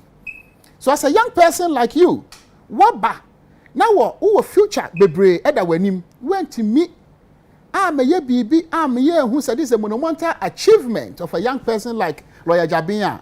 And then I'm obi a obetimi ayame to corruption ase e wo man yi mo. Openiata. Me dasi bebre. Em say me share the kind of person appointed. Or share the background. For me, it concludes that the government is taking the fight of corruption serious. But yen lay some facts bare, being very objective. A single individual of his caliber is not enough to fight corruption, and he was sincere. Say, on to make corruption. He will make it unattractive. Now, a honor na me person dually on. I'm a pragmatic person. If ye bakon ojire ni okunu ene emakra no manipulations wo ho. It me buy chop money, it me buy school fees. So, me need the far driver mate. We be here maybe two strangers who have come together to do business. We a family and your family no me na cry one more adia. I hope cry na prayer be. It's me by fear me o say wo hwe me along that way. So me tie obi ana so a o ba jobe. I no cry e wo ho. What I'm trying to tell us is apart from the legal perspective, any challenges are one. Number one, from the legal perspective, no, you hear a constitutional change. Let's be bold about it. That's true. Or can he pointed it? AG has the original constitutional mandate, and we are not going to say it's an act of parliament is superior to a constitution. Into a bedroom maybe not friction in the powers of the AG and that of the special prosecution. Is the AG's one that will preside because of the constitutional mandate. And you know, Ghanaians, we must be bold enough to change the constitution to separate the powers of a justice minister from attorney general. And that solves it.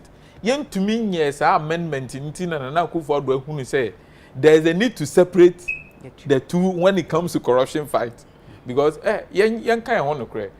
Me know in na yako pray yabe MP. So ye nipa yen kind of want to create. Yen na yako pray party bako yako ye adwuma as yabe MP anasi yen na ye wa ben mu. Bia ekwan kra ye fa so nipa dum bi kra bo ame ansa na me win elections yi. Bia me nua ye ka ho bi. Me nua ba ye minister. Me na ma ba ye attorney general. Utumu se mra no kra bia na ni na ho watia mra no eso kakra. Enti me betwe na so na maguma ban no na me nso makwa akotena fie tie ni yo. Adwuma na e de ama me no. Ma wura mfi se Martina Midu ne yewura Professor Tamils of blessed memory. They had that friction. He wanted to push a case, but the government of the day was not in favor of it. Unim says, "Nanka ya separatist power now." Martin Amidu would have been able to fight that cause, but because he doubled as a government appointee, so obe koso de ane for akonya ne day etoho. Enti yenshe enono enso. And na yankasa we have enough laws in this country. I bet to me aboa in the fight of corruption. Here, you were causing financial loss to the state. That also must scrap it. Willfully causing financial loss. It was struck down in Supreme Court decision. Now, you were mrabebre. I walk, but now to say, special prosecutor provision. Na no ne idea ba could be a memoir. Na emwa. Intimate you Raja say one of the areas I will bet to me. Abuana fighting corruption no, is to ensure say corrupt practices are one a criminal offense no bet me ni police apart na make police ni say o hwe me nsa we a ma anye ni say madane ni say ahwe me so because in some wo kakra but o bet me ni police e din kita ho because special prosecutor yen to me mbie office ma o ba bia ti say ne police service e wo ba bia no. We don't have that resources to give you offices and we know. Let's be very but police there or no more. Inti law enforcement no mrana ye enforce no na inti ama akonya beda ho na nkrofo bi tumi di dream di agro no ye enforce at least e be ma na ye unattractive for a crop of people your nkrofo bi are their bold, that is their enterprise. But I don't know to me microphobia able to me at everyone so that we can ensure compliance. Logistically in so no say a man a level of independence we must as well forget. It doesn't matter it is Iraja being a war. It doesn't matter whether it is Amidu. Sa way here budgetary support. Okay. And not any ordinary budgetary support. Here corruption fight a idea Edding. Oh, you try to cut 20,000 Ghana cedis with all your emoluments put together. 20,000. A year, Senyanya Misro ne Wafa. Na case be a Afia. No be a $1 million, not their bro say Yura. Asamnokra in the actually. Nipa used to be a nane dachi. And only here nunti no wabet na ho and ye be a Ghana dachi. Oh, at any point in time, you know, nationhood with your self-interest near there, they match somewhere. And if budgetary support and to me and son are saying, na microphone to me and opportunity to go and do investigations in the idea, it to me manipa na bemubu. Okay. Na a honon so no, ye koya na ye by yemba operational and instrumentation. O the becha mikakra. Operationally, you know, I'm expecting the special prosecutor to be working with Iyoku. Okay. Because a established body, I also is for fighting corruption. Enti mo meye akrafo So they have to work together. You want some people be an copy you come here. They don't have, excuse my language, borrow from it, the balls to to push it. Ut me piama yonko. Oh, into that synergy no must come. You was shraj wo. That synergy must be there. All the service. That synergy into see bet me as how the service law.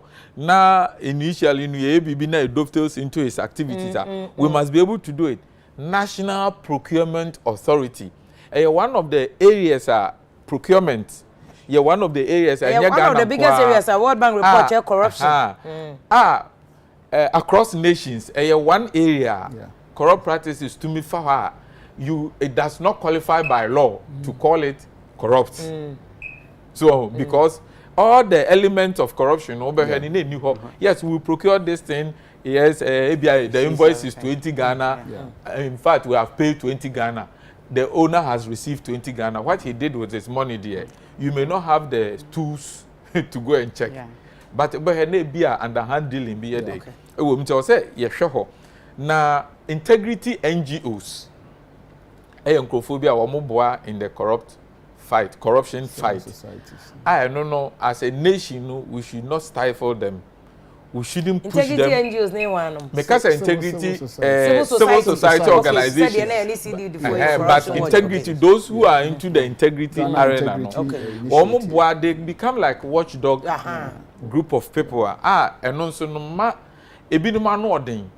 Nanso no ma yenhwe no so entiete won fa ho die so because they are buying sika koma obi akote asoye say omra no medi dwuma menyi ndi say they are buying sika ana buy mo bi ma some of these NGOs say mo so mo hwe na mo watch mayen sebe ya bia na de akọ district assembly ho kra say DC bia na say nkrofo bi ana a group of persons be fanya adwuma no kra wo mo so nkotenwe eto be very easy to blame politicians but on the social front we need political will, a very strong one. We also need to change our cultural dimensions. Because, you see, you fans are paying quite him fee. So what you say? And your cultural background, no, you will never be and kitty be wa. Ama corruption does not look like a strange, a normal. Oh, you see, fans are paying. Enquiring here. But the basic I meant to also. You a problem, you final comment on oh, I'm saying, Sabi, the penning for corruption in a border on law and, nay. I'm so more aka law, that sort of thing. And Mom Kakra Mecca. Afa hon ye say corruption. Nina ye Sabi Subaya.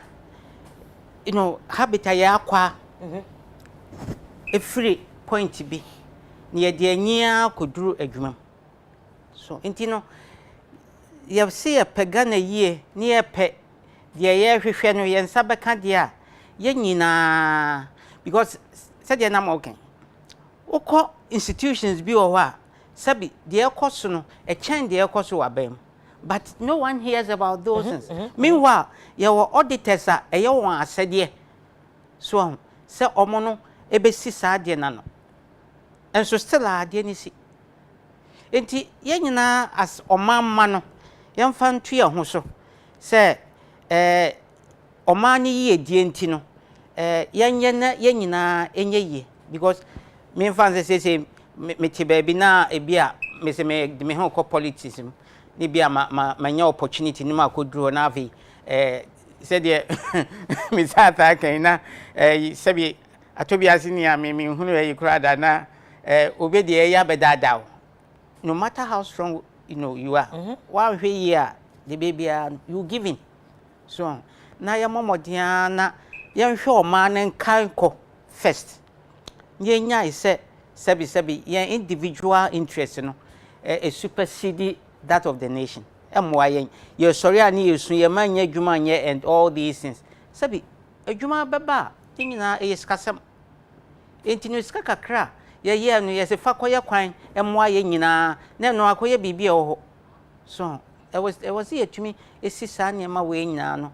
Accidents are AC pneumonia, dear Nina, for the fact is that will be your opportunity to be obey a quampa. na we contractor na di amount no wa ye sapetin na eno nso e ba enti na tutu enti mo diana as a nation no ye hunu se ye pe omani mpuntu na ye nkwa ye nye individually se sika ya manfo wie nyina me de mai ni se ye kura na sebi nipa na fa eno ode bia adwuma e wo manu mu a so obi penya adwuma no bia ye so ye say ayasa obi nwene sebi de ekoso but nipa ne to no onya adwuma anya na ohunu se bibi nso koso ne ye ya definitely obenya obebon ko obedi hu konkonsa obedi hu ade so ama it be blown up enti sie be wie sika no ne mfantina na say corruption be fiscal ne mfantina enye ne de kwa improve we economy ne de me feel say e was say ehwe ho asem Cause 1 minute. Oh, okay. Afia, a long way to go. Yeah. Now, ebini sa akatu ewo man mu no enye. It's one of the motivating factors, sir. Amen crofo go into corruption. Akatu anye. Afia, what's for be esro way amoji akesi ebi ho akatu afa. Yes. Ebi akatu no, o makatu ya na ya he. Afia, baby a wadru ne demands e won so no. Wo hwe sekatu ya demand no enye bi no. On prophet say justification. Meba? Enye justification because if go be akatu ya so dey. Afia, akatu it cannot be a justification. Akatu wo man mu no, up to obi 500 Ghana. Security person. O ma mienu de wa anwododo. And school fees here say. So ento any opportunity no a wo pesika bi atwe se be ya no so ne ho be den e be han no. Another year bureaucratic a year excessive bureaucratic system ayewom. One when me say adwuma wo so ye ma ansa kan visa your passport and now so driver's license. Or pass your due security no. Afia it will take you 2 weeks. Get us bio.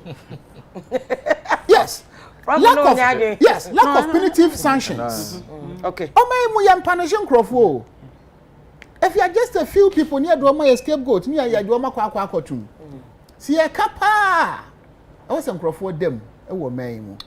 Medin kan ka se e ka se ye ko achi a. Oreja ben ontimi enye na adwuma. Politicization of corrupt cases. Yeah. Odd what Pamian Fakwaku menu and I drama and Sanko General Mr. Sue Disika. We'll get a political party to support that person. And to be a Disika rather than Hokako join political party. And to no crowd when you're party member. And so if you are contribute to a ho, and you know, you be young for more than a chin. Tiafias yet in a collective effort. No, see you know, yet to me, you put 2 measures in place, sir. Near the 2 say corruption and yet. E more mining kunanim ereja bi adwuma e be kunanim asen said ye si a ye hwehwe no 30 seconds now. Yeah.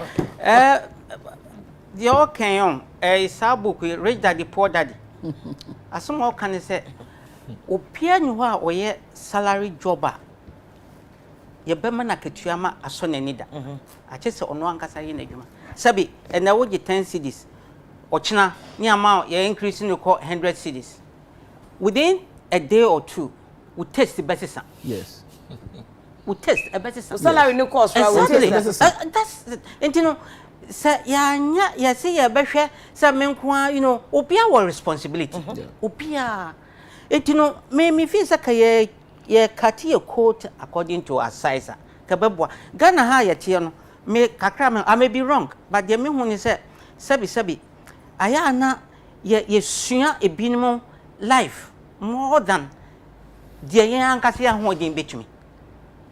So it is a major simple, na me lead life is a ubia major simple, a beboa, adding dear, but still I me feel a bayer kakra. Into yano, media, Nina Chaco, she said, you know, you subai, yes, why very consistent by prof. Anna, a dear Baquan said, Sabi, a year okay. Ye technocrats and why. Me or me a dear Baquan, technocrats no why and cry. Because a year walking in a studio, I didn't obey me create a situation where one will be compelled to do for something. Yes. I didn't think I was of course. What the ministry will be over, Uber took care from Kumasi about Ubehuno, a beer bear, so wouldn't be beer offering for on finding the no answer I was over. What Banyas will come meeting way, Watchina, meeting we. Why? Because meetings all queen no ebia brown envelopes will change hands. So na madwuma na ye den adwuma na ya fa no ye tua no ho ka no eni onya onhwe so exactly enti no ye nyina ye hu se o man ye kyekyere ma ye nyina ye ho ya nkyekyere ma individuals. Why? Doc mama prof mama no was pa we say fa ye fancy your time na so ama ye wie bi kra san aka ho yakopon ya adoma e beto so on other discussions but mo amode messages send ye ni nyina ya da masese ma send ye messages am follow YouTube for no mentimi ankan mo nyina mo messages but me da masese motimi ahwe amaye ye fa seda kese enso ema ya boafo madaro ma ye di dwumedi nyina ebremo Pamoni clothing mo na ema ye atare mo osu Oxford Street no so my number 0544 754141 0544 754141 after that so be kwa special ice any diesel chocolate drink do here any institution me me pani eye Janet se wa koto ene ye kora no e wo bom so bo ho bom so ene ya covid ne ho enkro ne benti ye ntumi anko yi na ebusuafo no bi wo a wo mo hwe so mbe kora na kama ama unu nua Charles ne ebusuafo no ma mo yakọ ene hyedin onyankopon ebe hwemo so akyekye mo re me Janet se wa akoto yesie no ewo bom so bo ho ewo kwabre enti kwabre fo nyina yie kese na atom so no Accra New Town wa na watena efie bebre ene me Pokua Professor Kwate me so omusie no ewo Kumase enti prof ye ma hyedin ene ya akoso yakopon hwe so no kyekye wo ne abusuafo nyina ewre se de ba mbotimi enya akomatoyem ewo honom na empanifo no asema wo makade etwa to ne kese pa efefru mo se over politicization of corruption se Ghana for no mo amote yesi empe corruption so politicians ne or civil servants akesi empanifo o mo kofesika na ye ni ano mo ne ye beche ndi se empa ma ye nyanya atwom kwaje o musika ye wi aka se ye ba be fight corruption prof say cut to quote according to size unim se banku sika na wa ye nka more na de ma ye twi banku ne ye di kokonteni banku ye nkwala abem ye nwu keep your principles my principles ni wanim de bia me ka se me pese me wu a me wu ti se papa tabafo wo de no kre e na ko share form wo enya me manhye but oja me values and principles. I want to die a noble person the way I owu ye no enye se makoji we sika you will not find my name in any saa na wo se nyina enye se ye besom oman abaji de ebedi ye besom oman aye bi na wawu a wakọ no obi abodin e de aka asem mo amo send message amo ye kua ne ade pacho make keep messages so enkomo we ye Ghana ye build Ghana ye responsibility enye politicians we must give them an agenda to fight for Ghana nti me de munna beba studio ne nyina kan wo do banchi wo yese wo ton ade o ka akwa mo aben na ohia ne nyina ye nko oman no anim ye fa seda kese ma Professor Ebenezer Emensa Department of Agric and Bioengineering Kwame Nkrumah University of Science and Technology Prof Yadasi so what to ma full plane Kumasi aba enkrahan ma ba besome so ene Yera Benjamin Arthur consultant labor expert o ye adwuma ma EU for ne ade nyina no consult ma omontie de obeka bia trododododo ene woka nye bosire muka ena ye lawyer kese Yera Prince o se wusu Esquire madam ye o se Esquire no kwa ne kunu no Prince o se wusu Esquire why that why so ye nipa kese a chese odotobi for amanse fo ni ne ho agro kra chese wonye ni ato chese djuma kese no ene company akese no ye legal service ni ade ema mo lawyer that se so buy ebusa for wa hwe nya se that unya se da kese a na onye ho puduo bi anade abremi police Prince Obimpe ene director of photography edi ni penifona cameraman yedamase pa MCR ni ade okito mu nyina yedamase memenda a chese nkofo ada no sabe obi da ne mpna ho enso omo ye adwuma gina omo na so kosi anadwo nyina na omo ye adwuma yakobon hyam no hyemu se de ba mu nyina mbekomanim aseda kese nkoma ye directors o madarma yate company na nkofo na mu omo nyina ye adwuma yakobon ye adoma next week e beto nkoma we critical issues me so me ye bade worker Afia Pokua edamos